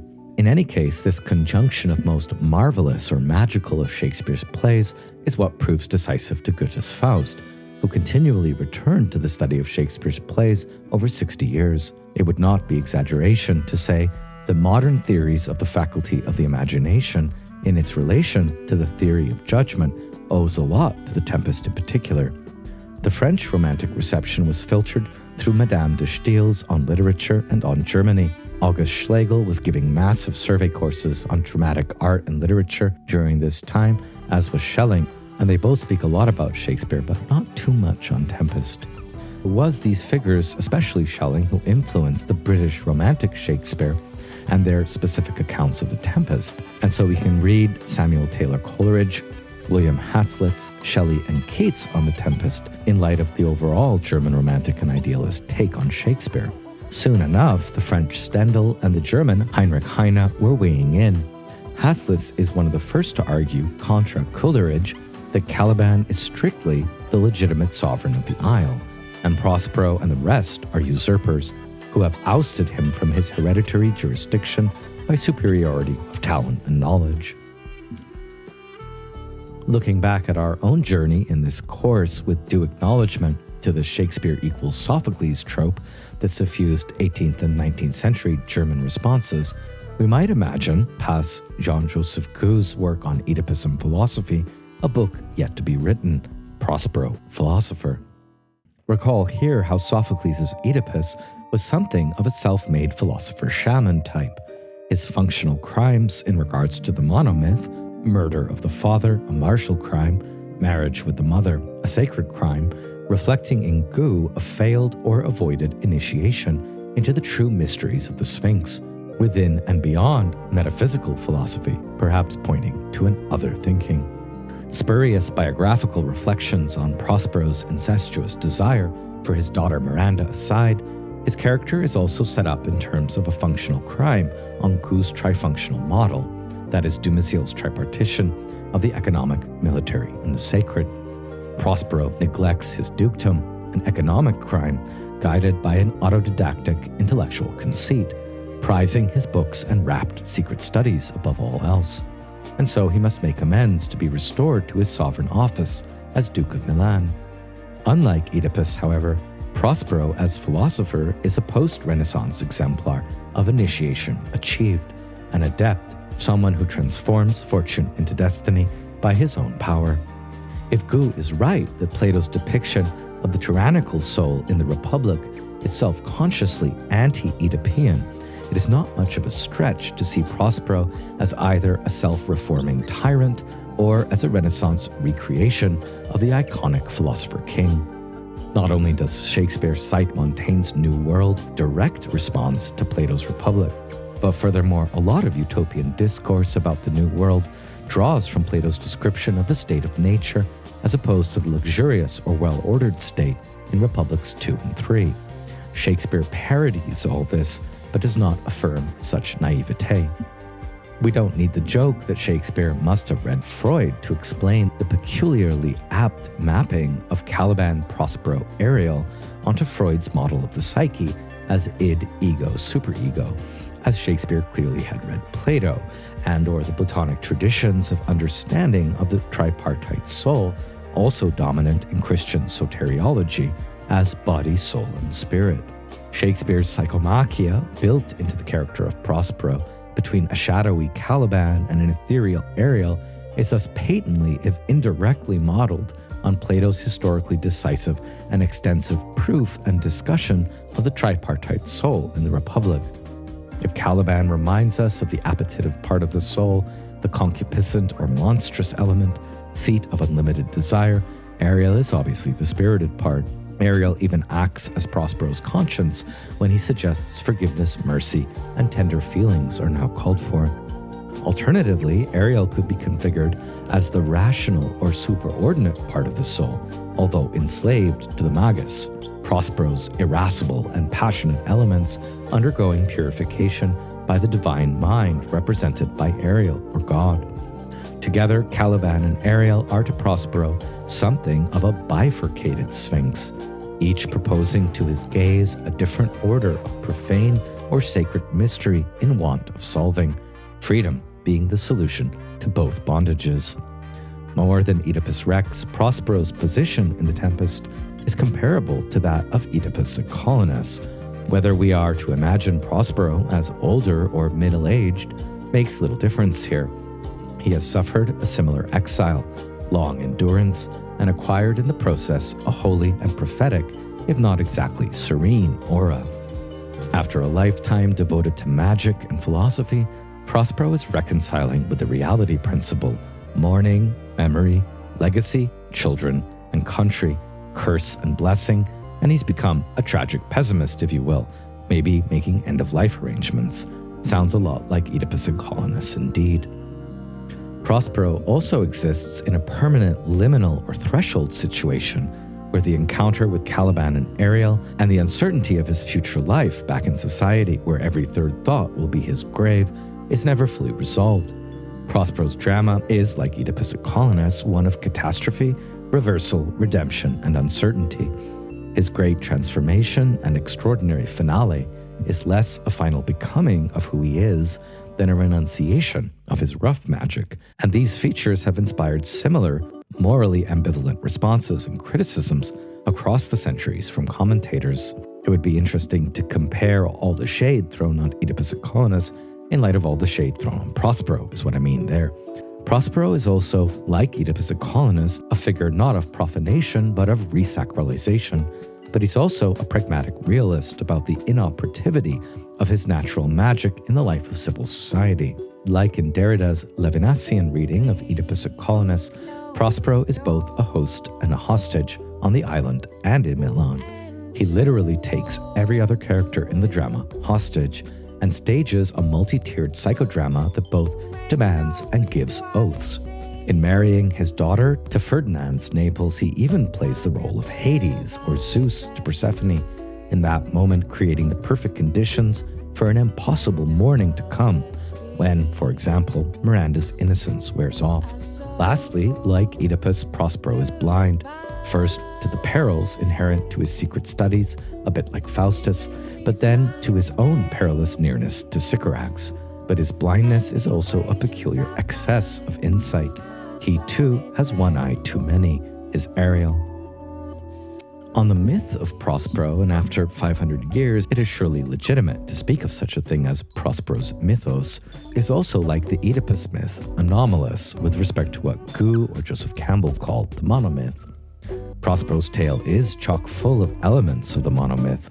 Again, shipwrecks, sorcerers, monsters, long-deferred marriages between knights and maidens, but his own heroic quest deviates from the pattern. It is nonetheless, like Oedipus Colonius, a myth that ends in integration and a higher degree of freely chosen individuation beyond the art of magic. His ultimate reconciliation is not with the paternal principle which he consistently represents in his own person, but with his mother country, Milan, and it occurs in an alien, Edenic yet threatening wilderness as a kind of surrogate mother. His drama concludes with the apotheosis and return of the springtime Persephone figure, his own daughter Miranda, whose marriage to Ferdinand is blessed by the ancient goddesses of the sacred marriage or mysterious conjunction. While we're at it, we might as well compare Ariel to the Sphinx cherubim with flaming sword, who protects overseas re-entry into the Garden of Eden, the island as a mythico-religious zone. Prospero has transgressed, suffered ordeals, yet by magic, especially tempests and masks, he visits initiatory ordeals and passages onto others. This is a revenge drama, but a modified one, where the goal is not revenge per se, but justice, mercy, and harmony. In Victor Turner's terms, Prospero is both a ritual subject and passenger, an uncanny liminal personae or threshold figure, and other than Ariel, he is the sole agent responsible for establishing smooth communication at the limits between the world of the gods and the world of humans. Like Oedipus Rex's sacrifice, which cures Thebes of its plague, appeasing Apollo, Prospero's sacrifice, we might say, is a little bit redemptively Dionysian, and it cures Milan. Like Oedipus, whose double and the clue to his identity is the Sphinx, Prospero's bifurcated double image or Sphinx is Caliban Ariel. And like in Pierre Vernon's analysis of Oedipus and the Sphinx, there are two sides here which need primary consideration. The Prospero side, a divine king, savior of the state, restorer of its order through conquest or salvation, and a Caliban side, filth, deformity, madness, crime, or malfunctioning of the social order that he embodies. Like Oedipus, Prospero's ambiguity, noble king or pharmakos, leads to reversal, exile, necromancy, and back again to a final salvation and redemption, quite unlike Faust, as we'll see. The takeaway from both myths is also similar. Both are paradigmatic for the human condition. We may, on occasion, experience an initiation, royale, or accomplish a great feat of magical intelligence, but that is no guarantee our destiny will be a happy one. We are no longer what we were, and not yet what we will be. Like Prospero, we tarry on the threshold, perpetually a liminal creature, learning to submit to its own liminality. Both Sophocles and Shakespeare unforgettably express the limitation of an excessive faith in human powers of understanding. Even magical art offers no protection against error, hubris, and blindness, which are human failings we must ever strive to amend. Prospero and all the characters in the Tempest thus do seem to be a culmination of the Western meditation, both on the creaturely wondrousness and artful uncanniness of the human being, from Sophocles' choral ode in the Antigone, itself a key document for Renaissance magical humanism. Prospero's world is not limited by the Greek tragic outlook, however, but incorporates Greco-Roman epic and comic traditions, prose romance, and Judeo-Christian biblical history, and the history of medieval literature. Shakespeare writes most of his dramas in The Tempest in an exemplary way, at the decisive confluence and turning point, we might say, of the entirety of the Greco-Roman and Judeo-Christian textual traditions, at the very cusp of their entry into modernity and transformation through contact with the New World. While the figure of Oedipus was only gradually reintroduced as a figure of the philosopher, starting with Schelling and Hegel, as we saw earlier in the course, Prospero appears from the start and consummately as the philosopher par excellence. He takes up the distinctively modern position of the subject as godlike thinking creature, soon after defined by Descartes' cogito, but already implicit in the skeptical Catholic Montaigne, and he deploys it within a Protestant-style Renaissance theodicy that harmonizes nature and society, gods and mortals. Here, philosophy is beneficent magic, and life itself a dream.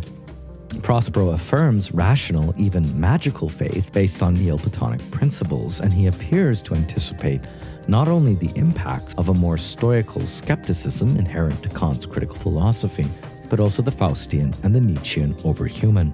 For Prospero, the universe is governed for the best by a rational providence, which can express itself in absolute knowledge and can be actualized in a transhuman form, but is best achieved by a simple, unperturbed life in accordance with nature and defined by duty to the state, within which human suffering and evil can to some extent be redeemed. Shakespeare's position, insofar as we can speak of such a thing, is at the very least embedded in history, which in turn accounts for why philosophers from Hegel to Derrida turn to him to help articulate the historicity of human subjectivity as a rational quest for autonomy and freedom. As in Hegel's Oedipus, the theme of freedom in the play is a symbolic miniature of the history of spirit, while Shakespeare's Prospero is the opposite of withdrawal of religious projections or extreme anthropocentering, characteristic of Feuerbach or Nietzsche. His renunciation speech anticipates later historicist and collectivist accounts of meaning-making. In the last account, the Theatrum Mundi, or Theater of the World, Shakespeare creates calls out for collaborative audiences as co-creators in the value and meaning of the events on the stage or in the text. The same question that haunts the Oedipian legacy in contemporary continental philosophy, according to Lucula Barth, also haunts Prospero as figure. The final, futural meaning of his art, techne, within and beyond nature, is yet to be determined.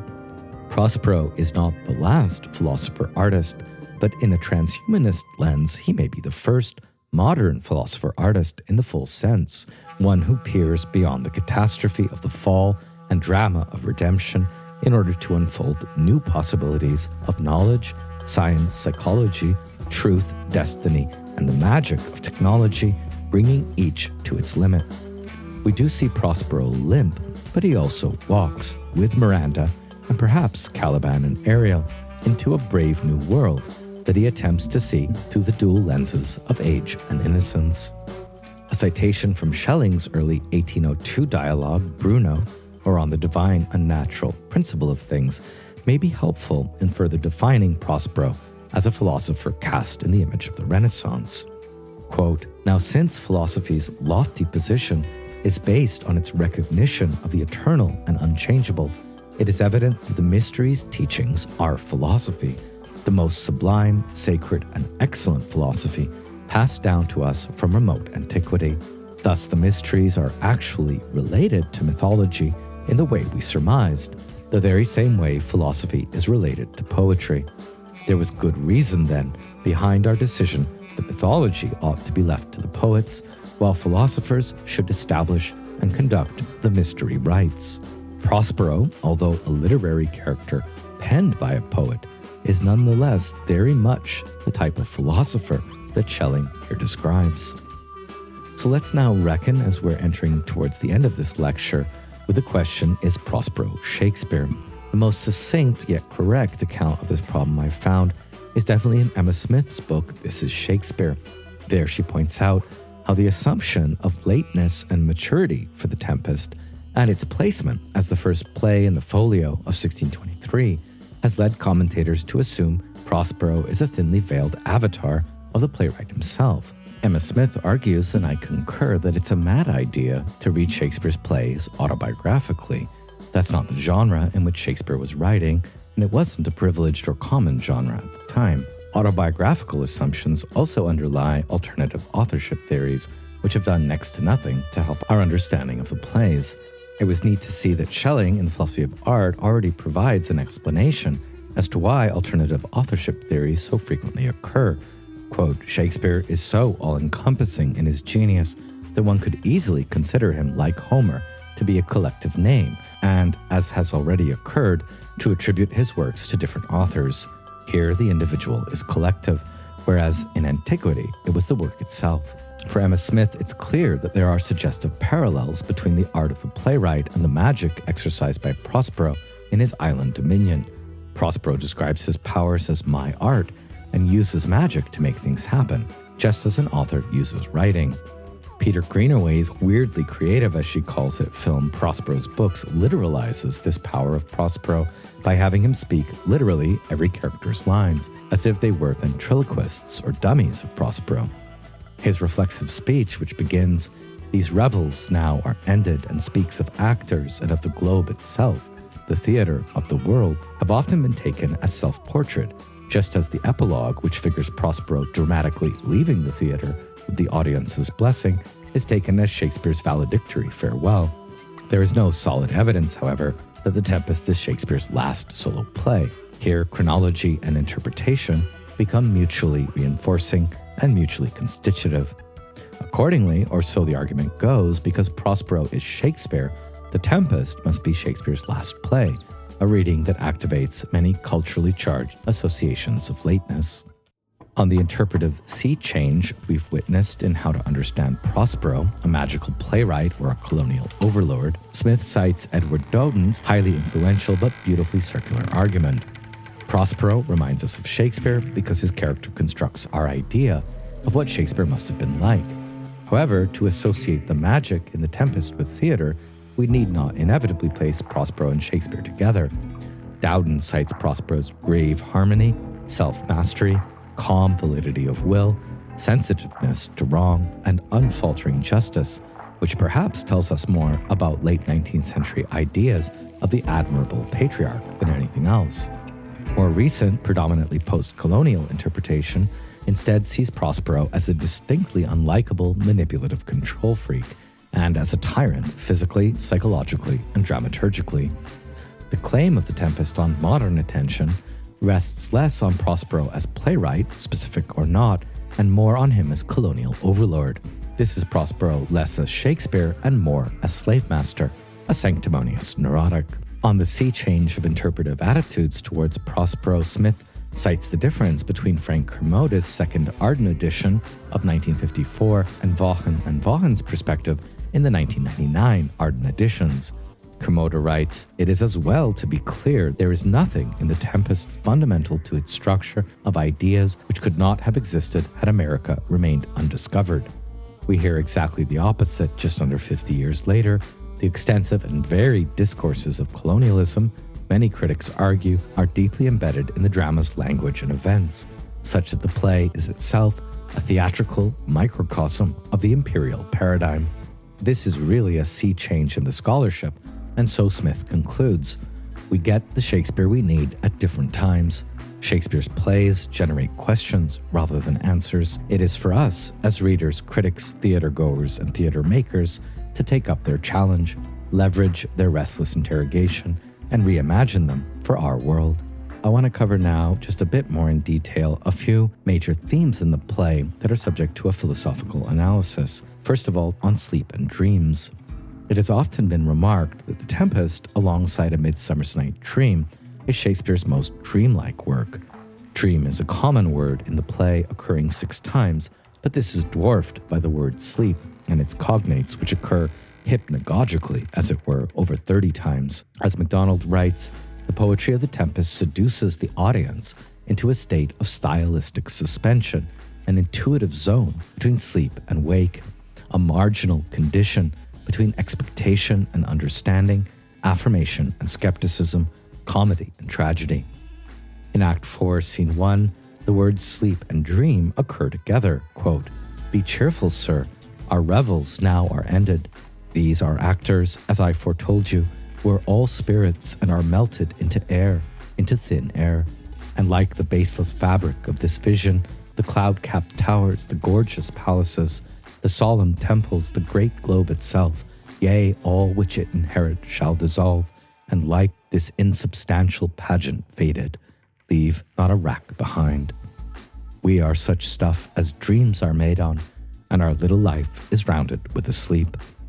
Such repetitions of sleep and dream fit the Maya-like quality which pervades the whole work, and I don't think it's a stretch to imagine that by way of Plutarch or various ancient authors or the Catholic skeptic Michel de Montaigne, that Shakespeare was quite familiar with Indian-influenced ideas in Greek philosophy, such as when the Democritean Anaxarchus, together with Pyrrho, the founder of radical skepticism, accompanied Alexander the Great to India.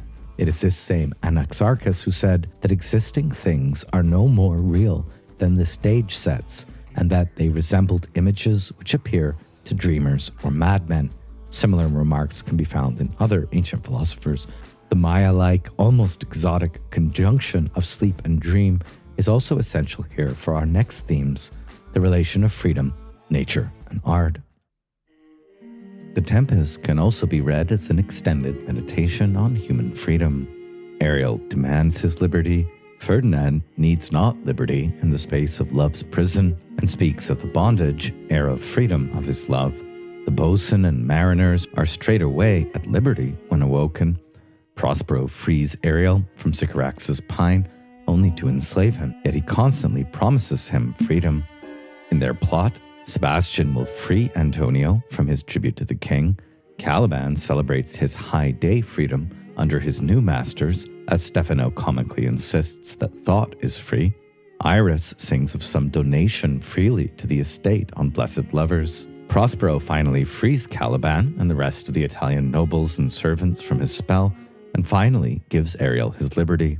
In short, Caliban craves freedom. We're not sure if he ever gets it in the end. Ariel demands freedom, and in his final words, Prospero requests freedom. "Let your indulgence set me free." It is all as Friedrich Schelling observed as Shakespeare's modus operandi in his philosophy of art lectures. This is a play about freedom struggling with freedom. The difference between nemesis and true fate is extremely significant. It emerges in the real world and resides in reality. It is the same nemesis governing history. As with all his subject matter, Shakespeare found this nemesis also in history. Freedom struggling with freedom provokes it. It is a matter of succession, and revenge is not immediately won with the transgression. Schelling doesn't apply these thoughts to Tempest, but we could slow down here for a minute to see how they would. What he's describing is the transition from ancient tragedy to modern tragedy. Ancient tragedy being governed by nemesis and modern tragedy by true fate. True fate reflects the real world and resides in reality through human making. Yes, nemesis or just retribution continues to govern history. And Shakespeare also finds this nemesis in history. But he locates the true fate that he explores in his own plays, and which he inevitably situates in the real world, as something which emerges when freedom struggles with freedom. That is, when there is a succession from the reign of nemesis in ancient drama to the reign of true fate in modern drama. Freedom struggling with freedom is exactly what we find as the core philosophical theme of The Tempest. And Prospero, a figure between nemesis and true fate, ends the play in his epilogue by asking for freedom. Also, the revenge he takes on the courtly party is not immediately won with transgression, and left suspended between justice and mercy, or nemesis and true fate. Schelling's formulation of a freedom struggling with a freedom and a revenge that is not equal to transgression is the closest thing I found in his philosophy of art lectures to an implicit or indirect discussion of the Tempest itself. The next major theme which philosophy can help us to decode in the Tempest, which has already been mentioned a few times, is how it figures the relation of nature and art. The word nature occurs 8 times in the Tempest. We hear of Antonio's and Caliban's evil nature, of Ferdinand and Miranda's good or better nature, of Gonzalo's common nature, and nature as all foison, all abundance, of Caliban's nature on which nurture cannot stick, and of Sebastian's expulsion of nature within himself. Finally, and most importantly, from Alonso, we hear of Prospero's art as going beyond nature. Quote, "This is as strange a maze as e'er men trod, and there is in this business more than nature was ever conduct of. Some oracle must rectify our knowledge." It doesn't seem prima facie that the term art is sufficient to answer Alonso's question here. Even beyond art, an oracle is needed. Nevertheless, the term art we hear 10 times, always in conjunction with Prospero's art as described by Miranda, Caliban, and Prospero himself. And most importantly, as we've seen, Prospero speaks of some vanity of mine art before the mask, and he speaks of my so potent art in his abjuration of rough magic. The most relevant use of the term art in its precise contrast with nature, however, occurs in Prospero's speech in the epilogue. "Now my charms are all o'erthrown, and what strength I have's mine own, which is most faint. Now 'tis true, I must be here confined by you, or sent to Naples. Let me not, since I have my dukedom got, and pardoned the deceiver, dwell in this bare island by your spell, but release me from my bands with the help of your good hands. Gentle breath of yours my sails must fill, or else my project fails, which was to please."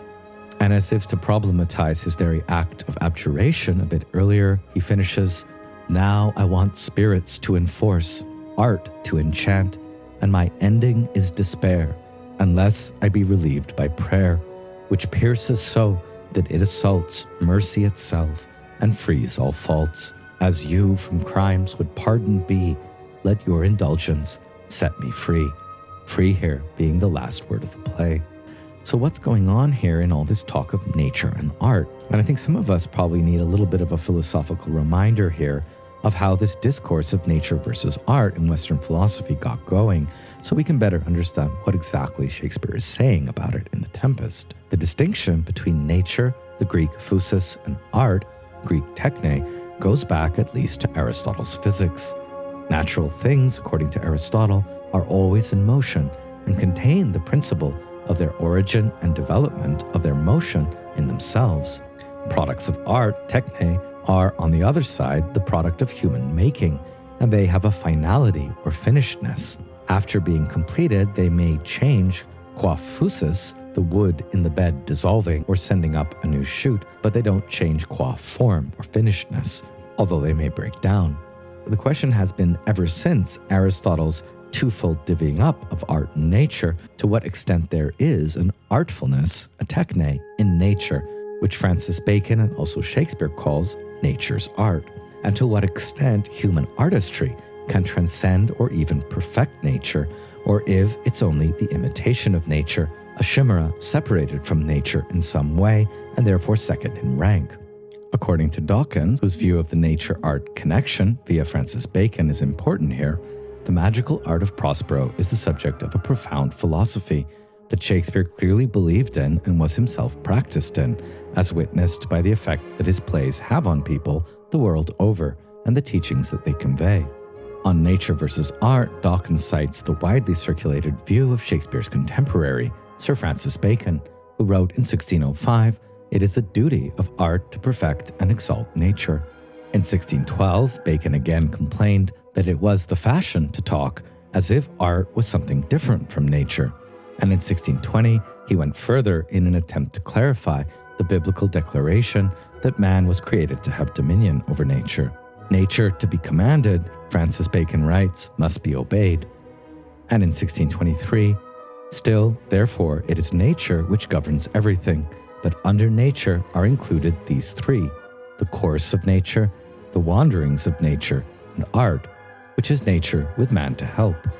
Shakespeare says almost exactly this in The Winter's Tale, quote, "There is an art which does mend nature, change it rather, but the art itself is nature." It does seem that Dawkins is right that Shakespeare meant The Tempest to affirm a model of the dominion of humankind over nature through virtue and art, and to portray the play's quest for goodness and harmony as enacted through Prospero's art, and as realizing the communality of the virtues which amend nature. As we've seen, Prospero's magical art, while aspersions are often cast on it, for example by James I, was often considered by leading intellectuals as the pinnacle of natural science, which is to say of spiritual and moral reform. What Prospero is depicted as having acquired, according to this Baconian reading, is a metaphysical physics, in touch with unseen reality, the world of the forms guided by spirits or intelligences such as Ariel, now brought to bear in governing, transforming, and initiating the corporal side of the world of nature.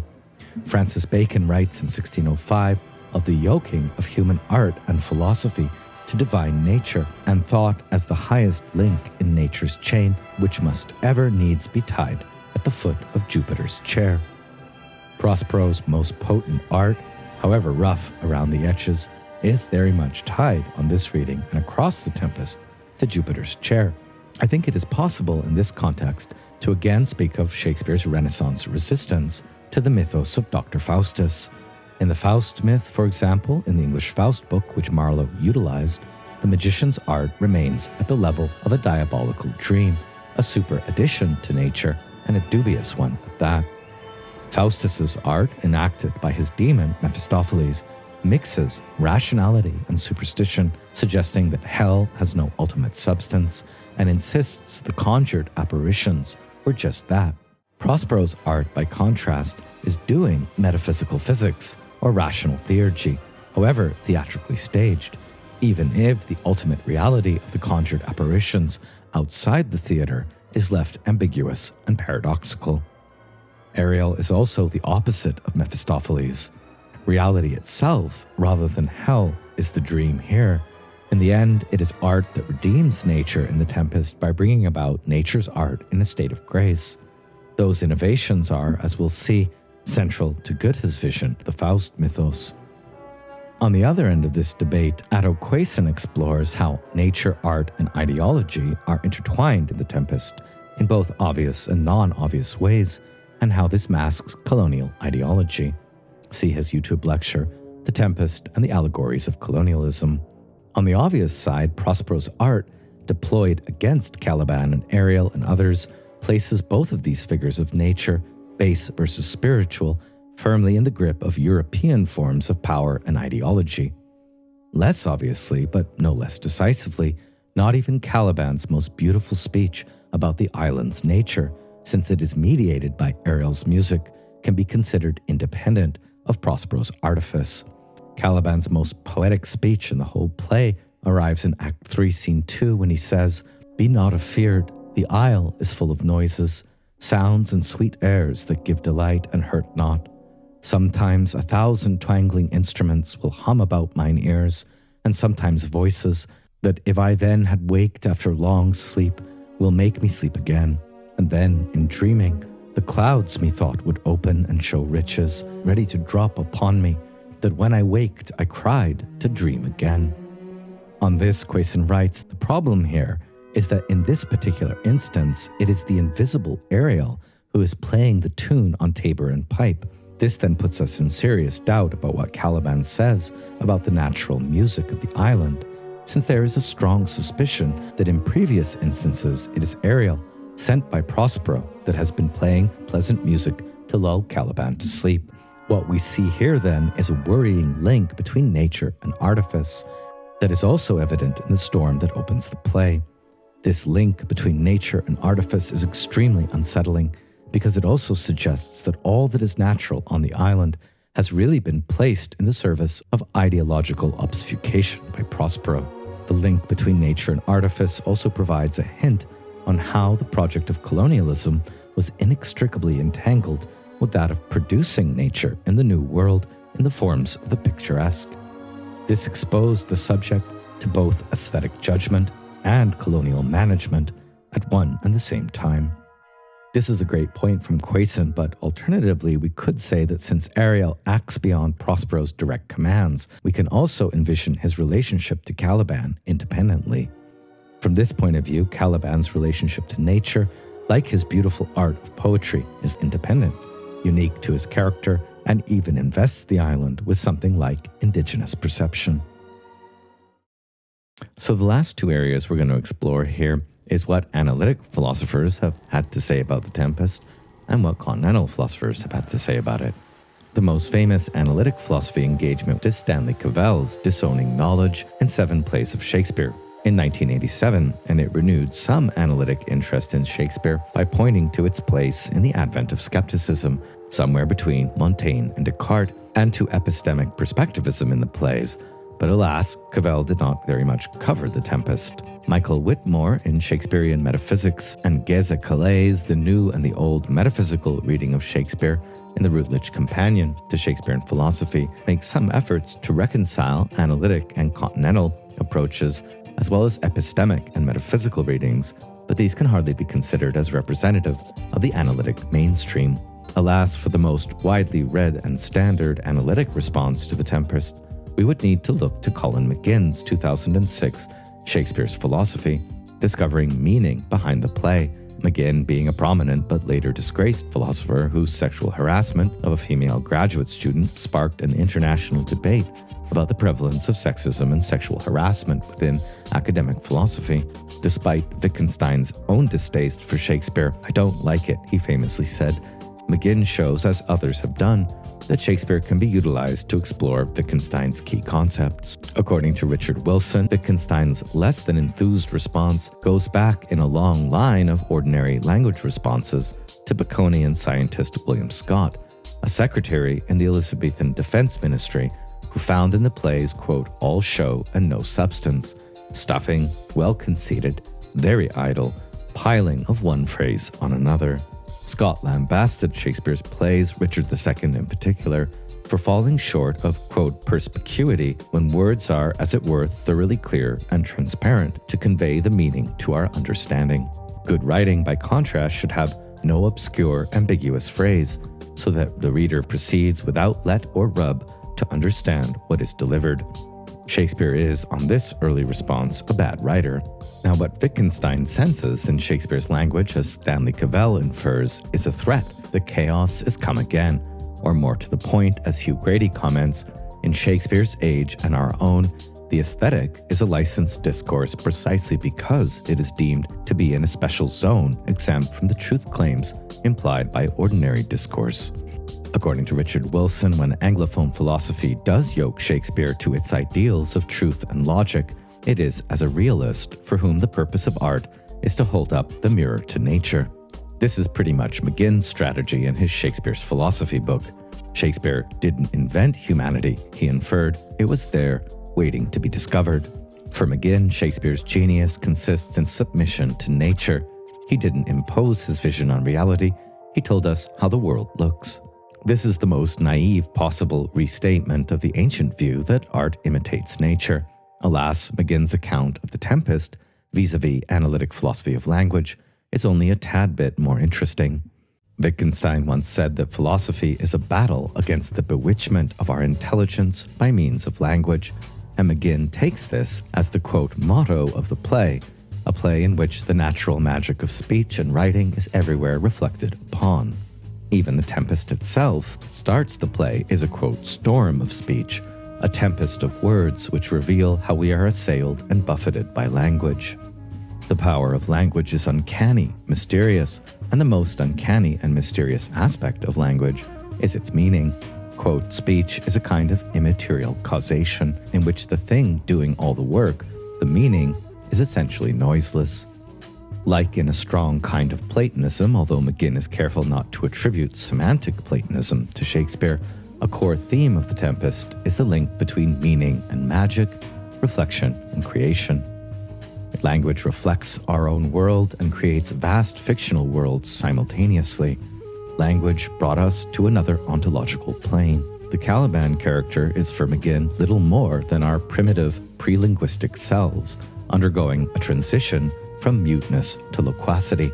McGinn's detailed account of language's power and self-reflexivity across the play has some merits. It is not only that each scene performs dramatic language, a trite truism, but every scene reflects on language.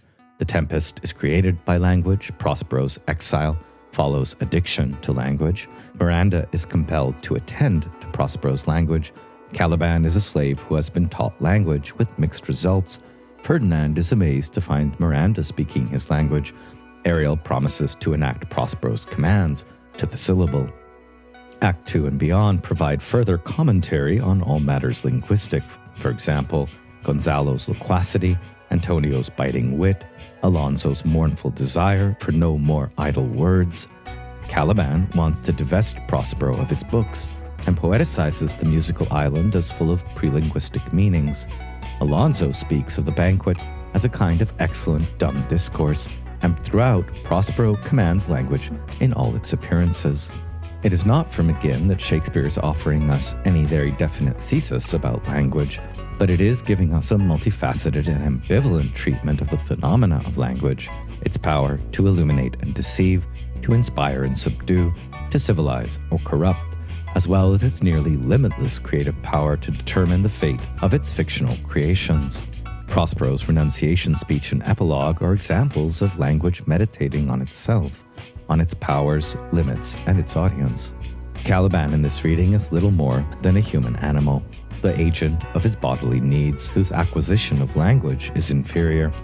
Caliban is an empty placeholder for the true power and capacity of rational language, a devil, a born devil, on whose nature-nurture can never stick. Hence, Shakespeare comes across as a bit of a biological determinist. My God, this reading is bad. Prospero's dream speech is even refuted by McGinn. It is just not true that flesh and blood people are made of the stuff of dreams. They are not fictional entities, and this provides McGinn an opportunity for a little lesson in Cartesian ontology. I dream, therefore I exist, non-fictionally, is a perfectly logical inference, he concludes. The play is at bottom an extended soliloquy. Creation is a tempest of the mind, and it results in an aesthetic tempest. Life is a dream means we are just as dead before our life as we will be after it. Yeah, McGinn's reading is really that bad. And I haven't found any other analytic philosophy readings of The Tempest that are any better, but if you know of any, please send them my way. A.D. Nuttall, in his book Shakespeare the Thinker, is just a bit more helpful when he observes that, of course, Shakespeare is not a consistent philosopher. He is a dramatist, but he shares with the major philosophers a knack of asking fundamental, sometimes very simple questions, and because he will ask anything, he treads on the toes of later theorists.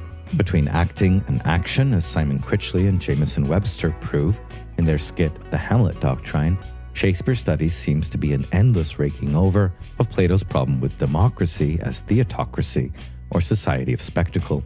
The link between art and politics in Shakespeare's own day was very strong, and we might be tempted to see Shakespeare's art in terms of Theodore Adorno's ironic vision of autonomy. His plays at once insist on art's proud claim to absolute freedom, and yet they often end in entrapment. For Wilson, the turn to political theology does throw into relief how, as Stephen Greenblatt notes in Shakespeare's Freedom, it is a short step from these plays to the ironic vision of autonomy. Only a tiny bit more clearly we hear that what continental philosophy will do is return us to Keats's notion of Shakespeare's negative capability as a great refusal of determination, a medium of subjective spirit in Adorno's formula thrown back on itself. All due respect for Paul Cotman's work on Shakespeare and philosophy, which I do generally admire, his essay which opens this volume seems to be more suitable as a précis of the history of Western aesthetics than it is as a reading of the play. Cotman only gets to the Tempest at the very end of his chapter, at which point he focuses on how Prospero's dream speech involves a fusion of stage and the great globe itself, or double theatrical self-awareness that ultimately works to erase its mimetic relation to the here and now, thus fulfilling Hegel's axiom that the telos, or end of art, is to make itself a thing of the past, leave not a rack behind. Shakespeare's Tempest in Cotman's reading thus anticipates Hegel's thesis about the death of art. a space where art dissolves its charms apace and concludes that all men and women should be themselves as Prospero enjoins them, free determining agents in the world. This from Wilson's summary. Now, while I don't think this is a wrong way to read The Tempest, it certainly doesn't help us understand the play. Elsewhere in his book Shakespeare the Thinker, A.D. Nuttall reads Prospero's dream speech as very close to nihilism. Quote, "The circle of unreality spreads and engulfs the audience. This is not the dual ontology of a Midsummer's Night Dream. It is monist, but monist unrealist. Despair is the shock word in Prospero's epilogue. I hesitate to call this philosophy. Although it is a kind of skepticism, The Tempest is not a happy play. Dear Lord." In his chapter Spinoza and the Tempest, An Island of One, Michael Whitmore, whose project seems to be establishing a Deleuzian Spinozist plane of immanence for Shakespeare's work, does little better. Quote, "The Tempest offers us an opportunity to think in remarkably precise ways about the metaphysical status of theatrical substance, a substance that the play suggests must, by its very nature, be a unity of one sort or another, whatever that means." And a few more sentences from the Whitmore here. "The name we will be giving to Shakespeare's position as it emerges over the course of his career is dramaturgical monism, a position that we will find articulated most clearly in The Tempest, and which we will approach through the discussion of Spinoza's substance monism." And lastly, like The Tempest, The Ethics is an island experience. It is designed to make its readers aware of a compressed web of interconnections and dependencies that, once understood, can be a source of joy, but which, unacknowledged, serve as a source of sadness and even violence. Wow, reading all these analytic and continental philosophers on The Tempest, it's hard not to be reminded of Martha Nussbaum's book reviews written on Shakespeare and philosophy, including Nuttall's Shakespeare the Thinker and McGinn's Shakespeare's Philosophy. Quote, "Philosophers often try to write about Shakespeare. Most of the time, they are ill-equipped to do so. While there is something irresistibly tempting in the depth and complexity of the plays," Nussbaum goes on, "philosophers are, for the most part, utterly unprepared, emotionally or stylistically, to write about literary experience. Armed with their standard analytic equipment, they frequently produce accounts that are laughably reductive, contributing little or nothing to philosophy or to the understanding of Shakespeare." Is this too harsh to McGinn and Nuttall, who she's reviewing here, or to the rest of Shakespeare philosophy authors in both analytic and continental camps? But I didn't find any of these analytic or continental engagements with The Tempest so far to be helpful in further understanding the play itself. I'm pleased to announce my general disappointment with philosophy's engagement with The Tempest ended somewhat abruptly when I picked up Andy Amato's 2019 The Ethical Imagination in Shakespeare and Heidegger. As Kutro Fellow points out in the blurb, Heidegger was the first major German philosopher since the time of Herder not to celebrate the poetic genius of Shakespeare. Yet, as Amato brilliantly demonstrates, there are important parallels between Shakespeare's plays and Heidegger's ways of thinking. Amato's hermeneutic method is to pair select works of Heidegger's with those of Shakespeare in order that key themes, events, arguments, and concepts might be co-illuminated. And the results are pretty thought-provoking at times. In his chapter 4, Before the Open, The Tempest is paired with Poetically Man Dwells, and with a lesser extent to Heidegger's Kant on the faculty of imagination and the 1946 Why Poets, or What Are Poets For essay. The result is a reading of Shakespeare's ethical poetics alongside Heidegger's quasi-religious engagement with Friedrich Hölderlin and Rainer Maria Rilke. The epigraph for the chapter comes from William Blake. "Some scarce see nature at all, but to the eyes of the man of imagination, nature is imagination itself. To me, this world is all one continued vision of fancy or imagination." Amato reads The Tempest as a theatrical instantiation of what he calls a restorative relation, here understood in terms of Heidegger's account of divine poetic concord, in the hopes of restoring us to some sort of authentic dwelling, a way of dwelling in the decline since the advent of modern technology. Setting out from the premise that we can find and know God in poetry, for Amato's Heidegger as for his Shakespeare, quote, "God is not an actor in nature, nor is God nature or its immanence, whether formulated as pantheism or panentheism, nor does God name a transcendent being or principle outside of space and time. Rather, Prospero's God, like Hölderlin's, is unknown. an invisible, unsurveyable, holy nature and being that the magician or poet attempts to measure and met out in language and art. Prospero, also like Hölderlin, seeks for measure on an earth that is without it. As language is the house of being, the poet or magician, Prospero or Shakespeare, searches out the strange measure of language, plumbing the depth and the height of our mortal and being historical relation to earth, sky, sea, elements, and to the god, the godhead, or the divinities.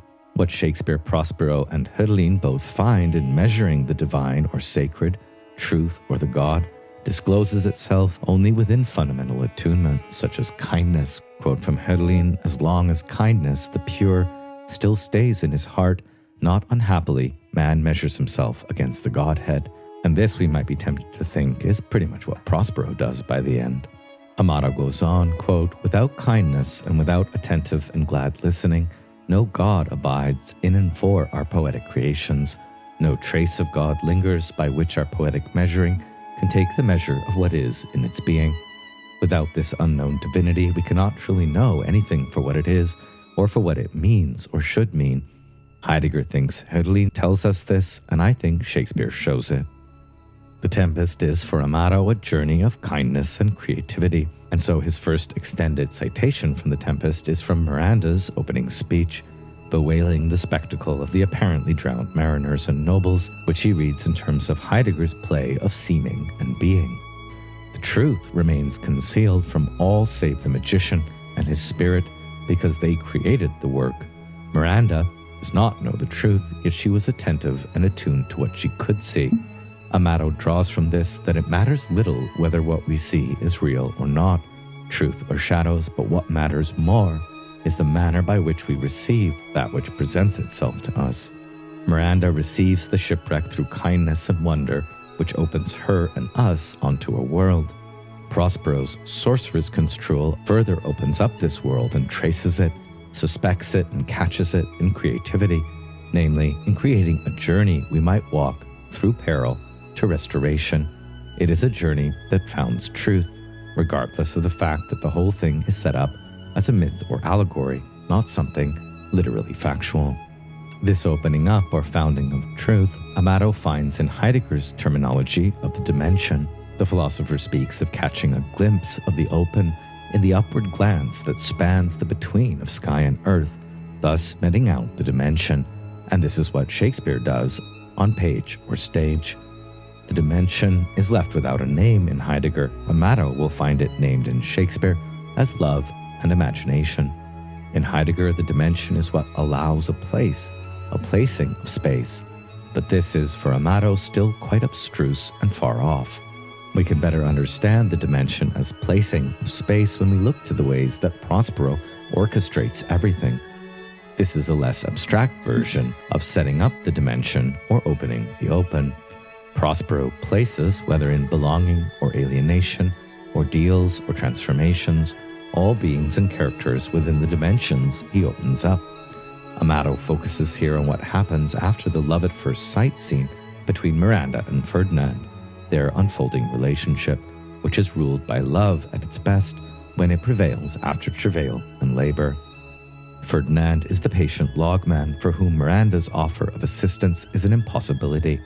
Prospero's aside reveals his opening up of the love dimension that captures them, quote, "Heavens rain grace on that which breeds between them." For Amato, this is sensuous, irresistible, Shakespearean love, romantically woven, and he goes on, "This gathering and binding love, born of Eros, reveals a dimension that is not spatial, rather relational and given, a phenomenalization of love in the upward glance as an unbidden, ineluctable lure. Such play of lovers left alone is untested, unproven, and leaves too much to chance, and it threatens to open the dimension only as chaotic love. Prospero thus makes them earn what has already been meted out between them and leads them both to understand the relation of bondage to freedom, slavery for liberty. This is not love merely as salvation or spiritual deliverance, Amato avers, but love as restoration. In Tempest, as in many Shakespeare's plays, love is what catches and obliges towards restoration.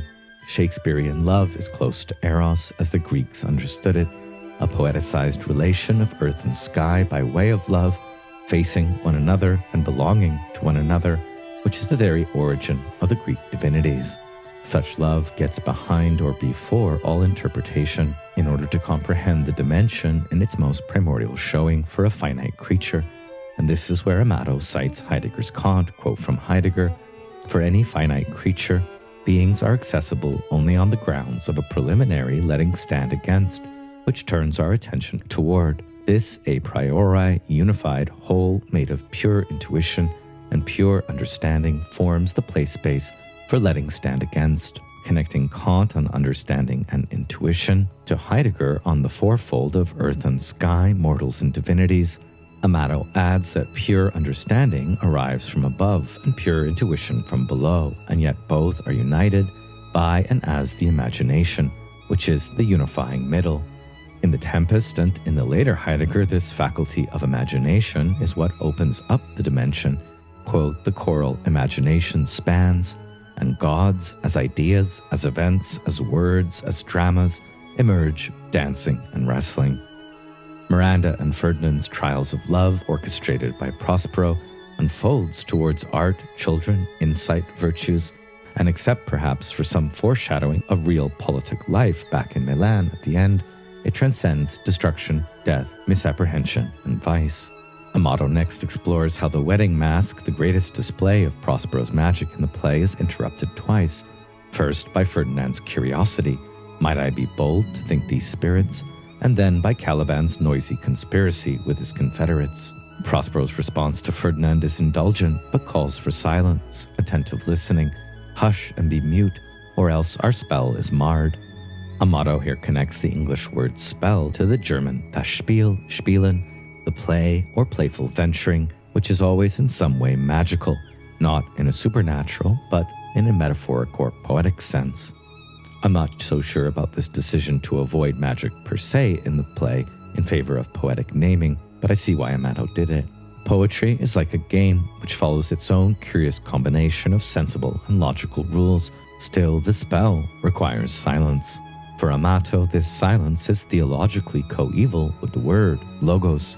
Silence, or sigetics, is the condition of possibility of the words being attuned to and heard in the event of the truth of being, what Heidegger calls ereignis. Thus, language spelling requires silence, silently listening to the silence.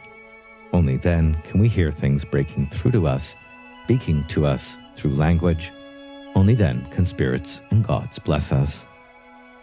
Amato places Prospero's most famous, ironic, and existential lines as a response to Ferdinand after the masque has ended. "You do look, my son, in a moved sort, as if you were dismayed. Be cheerful, sir." The whole of the dream speech is primarily about reassuring Ferdinand that he hasn't died and gone to heaven. And it might thus be read, although Amato does not mention this, in terms of another one of Heidegger's grounding attunements, freeing dismay, and Setzen in his contributions to philosophy.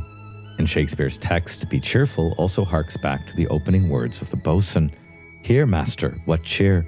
Lines that call into existence an impossible hope, a hope that Ferdinand is also asked to contemplate from out of the relationship of dreaming to dying.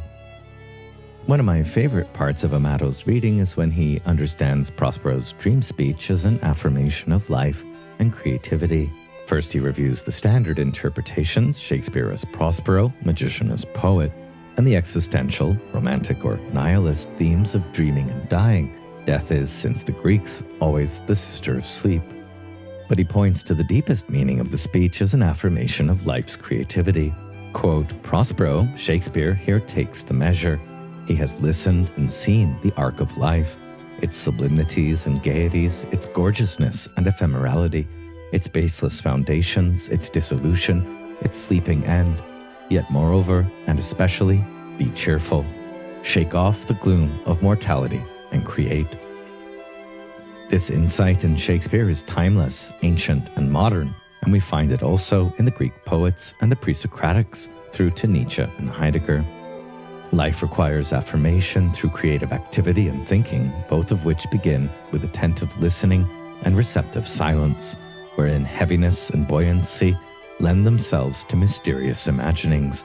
In Heidegger's words, these are images that gather the brightness and echo of heavenly appearances into one with the darkness and silence of the strange. Through such visions, the god's strangeness surprises us. Amato next brings in Theseus's description of the poet in A Midsummer's Night Dream, in order to show how Shakespeare's poeticizing and Heidegger's thinking on poetry are closely akin.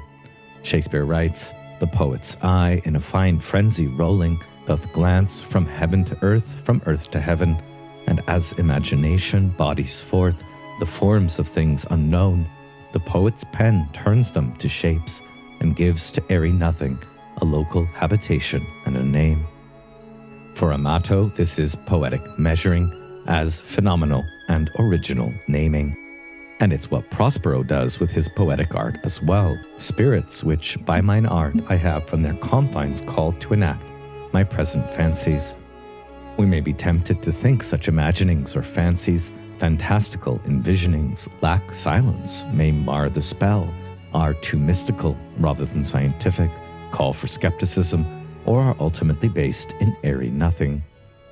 Amato does not claim to be able to mollify such concerns, but he does suggest such healthy sober-mindedness is far from Shakespeare's or Heidegger's point. Even Shakespeare's seemingly flippant term fancy can still speak to us from its deeper meaning and in its older form, spelt fancy, which more clearly shows the words descend from two of Heidegger's favorite words, fantasia and phanesthai, indicating an original sense of showing, appearing, and of vision. Quote, "So while Prospero might merely mean that he had summoned spirits to enact his will, we ought not rule out that his will, as fancy, derives and is bounded both to what shows itself at all and how he caught whatever shows itself in an act of vision." The magician's fancies, in this instance, goddesses and nymphs witnessing and blessing the institution of marriage and children in general, and the union of Ferdinand and Miranda in particular, are meant to educate as well as entertain, to amuse as much as inspire. In the final and most impressive section of this chapter, Restoration, Amato does something a little unexpected and quite intriguing. He deploys diverse scenes of the Tempest to try to resolve into the dimension and its poetic measuring the question of our access to the open region in Rilke's 8th duenology, wherein the animal sees the open but not the human being, versus Heidegger's borrowing from and critique of Rilke. In the process, Prospero's magic is deployed in a hermeneutic sleight of hand that likewise resolves into a sustained and unified interpretation, perhaps too much so, what the play is spelling out for us regarding all its major themes: forgiveness, freedom, vengeance, mercy, love, kindness, gratitude, magic, and restoration. The more colonial themes of the drama are unfortunately omitted here. More on that in a moment. The key Heideggerian term Amato wants to spell out in this chapter is the open, das offene, in his meditation on Rilke in the 1946 essay What Are Poets For? And by the end, we may wonder if Amato has answered another question, elliptically but powerfully: what is the Tempest for? It is through forgiveness that for Amato we begin our ontological, we might say, restoration, before and within the open, before and within the receptive dimension of loving and imagining. Now, there, freedom becomes an authentic possibility. Quote, "Humanity's creative and protective powers are willing from caring, secures the open in a manner creatures cannot. Similarly, the Tempest poetically stewards and guards such willing from caring, whether in childlike wonder or in initiatory encounter, in spelling and in silence, and it thereby assists us in opening the unsurveilled element we breathe and infinitely know without desiring. Prospero's language calls us to vigil, to watchful attentiveness in a mode of sacrifice, as at a religious observation and en route to festive celebration, a celebration of the redeemed and spiritually restored life. As Heidegger writes, which could be a motto for the play, they redeem themselves into the whole of the open. Such ontological restoration requires for Amato our original loving and imagining, which navigates the abyss wherein a book is to be drowned and engages with imaginary agents such as the metaxical Ariel and airy spirits, even in the figure of a maddening harpy. Prospero himself uses this magic dimension to knit up his enemies, now in his power. Prospero metes out to the innocent benefaction, to the guilty vengeance, and asks for himself indulgence. All three are events on the road to freedom, which is the quote possibility of finding redemption and restoration in oneself. How we read Caliban and perhaps Ariel tells us everything about ourselves and may gradually lead us to the affirmation of the full romantic power of the Tempest and our own need for forgiveness and restoration. I missed in Amato's discussion not only something of the ethnocentric, ethical-political consequences of Heidegger's thinking about poetry and how they might interface with colonial readings of the play, but also a discussion of Ariel's vestigial tenderness in its obvious connection to Hölderlin's poetics of the appearing and withdrawing gods, who, like Ariel, feel nothing for themselves and thus require human beings, especially demigods, to reach into the abyss to feel as it were in their stead. For Amato, Ariel's vestigial compassion strikes Prospero at the center of his being, and in one powerful moment the course of the entire play turns. We can imagine a very long caesura before he responds to Ariel's compassion. Go, release them, Ariel. My charms I'll break, their senses I'll restore, and they shall be themselves. The distemper or beating mind of Prospero's magic against Caliban, Stefano, and Trinculo, quote, I will plague them all, even to roaring. Fury may measure out within boundaries and limits, an ethics of pain, and enacts in a controlled way the dimensional difference between what we want versus what we need. Amato goes so far as to speculate, interestingly, who Prospero might have raised from the dead when he confesses to necromancy in his abjuration speech. Sycorax for secrets, Miranda, maybe his wife, but this is less important than the final recognition that power is itself a hindrance to true freedom. As in Heidegger's thinking of the impower and releasement in the heart of the will to will and the will to power, Amato concludes by reading rough magic in terms of the strength of the will, self-assertion, which cannot catch what passes through the heavens, cannot let be what appears within the open. If Prospero had given in to tragic efficacy, had he not learned the freeing power of forgiveness beyond his potency, Prospero would have always remained a spiritual prisoner there on the island. Had he not resigned his magical powers, he would have inevitably shared the fate of Faustus and forfeited his soul. So too, power always confines us if we do not give it up, and poetry signals a power too, a magical power, one requiring release. In the words of the poet Denis Levertov, the poet does not use poetry, but is in the service of poetry. In recognizing Caliban as his responsibility, freeing Ariel, giving up vengeance, and forgiving Antonio and the nobles, restoration begins, and freedom becomes an authentic possibility.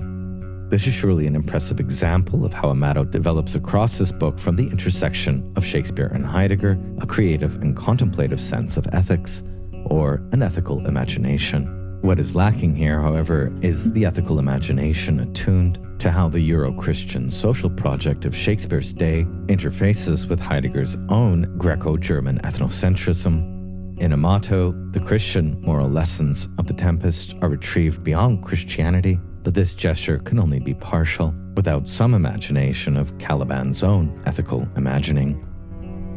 Returning enclosed to Agamben's The Fire in the Tail, which oriented this course, The Tempest can be considered an alchemical social experiment, an archaizing early sci-fi work, and from the first to the last it expresses worlds within worlds, one microcosm confronting another, images of modernity and images of antiquity crisscrossing as in a kind of choral dance. The Tempest may also be more than a memory of the loss of the fire, insofar as it enacts magical fire and at every turn problematizes our categories of what counts as literature and as philosophy. Perhaps the destiny of literature depends on precisely how we understand it. Any separation of mythical content and religious or political perspectives is refused across the play, and Prospero's final precarity may come down to the same dimension that Agamben finds in Dante, the meaning of a prayer, praex, a verbal request, that is fragile, yet adventurous, an artist who, for the habit of art, has a hand that trembles. As artwork, The Tempest preserves a relation to the mystery, by measuring its distance from the fire at every turn, measuring and meting out the in-between of infernal and celestial gods with its probe of magical poetic language. The fire and the tale, the mystery and the story, instead of bearing witness to the absence and loss of each other, here lead to mundane and spiritual restorations, but both are left ambiguous. There is tale here, but the fire is not out. There is mystery and story at once. Potentiality and impotentiality are linked together in Prospero's deposition of the habit of magical art, which attests to both an absence and an excess of the fire, and a return to ordinary life, where power is most faint and every third thought a grave. In the end, the image is no longer available, has lost its mystery, and can only perish like Shakespeare's globe itself. Similarly, by the end, we readers are an image that literature has not yet put to use. We become imbricated in the plot, as we do in our lives. Some readers and characters in the play itself will, of course, find only a story, insignificant and disenchanted like any other, while others continue to find a source of perpetual re-enchantment, atoning for all disappointment, and a return to what is truly and irreparably mysterious, truly and absolutely unavailable. The fire which can only be told, the mystery which was integrally violated in the story, now leaves us speechless and shuts itself away forever in an image. Which image exactly is very much the reader's choice. Okay, that's a wrap. Thanks for listening. Next up, Goethe's Faust.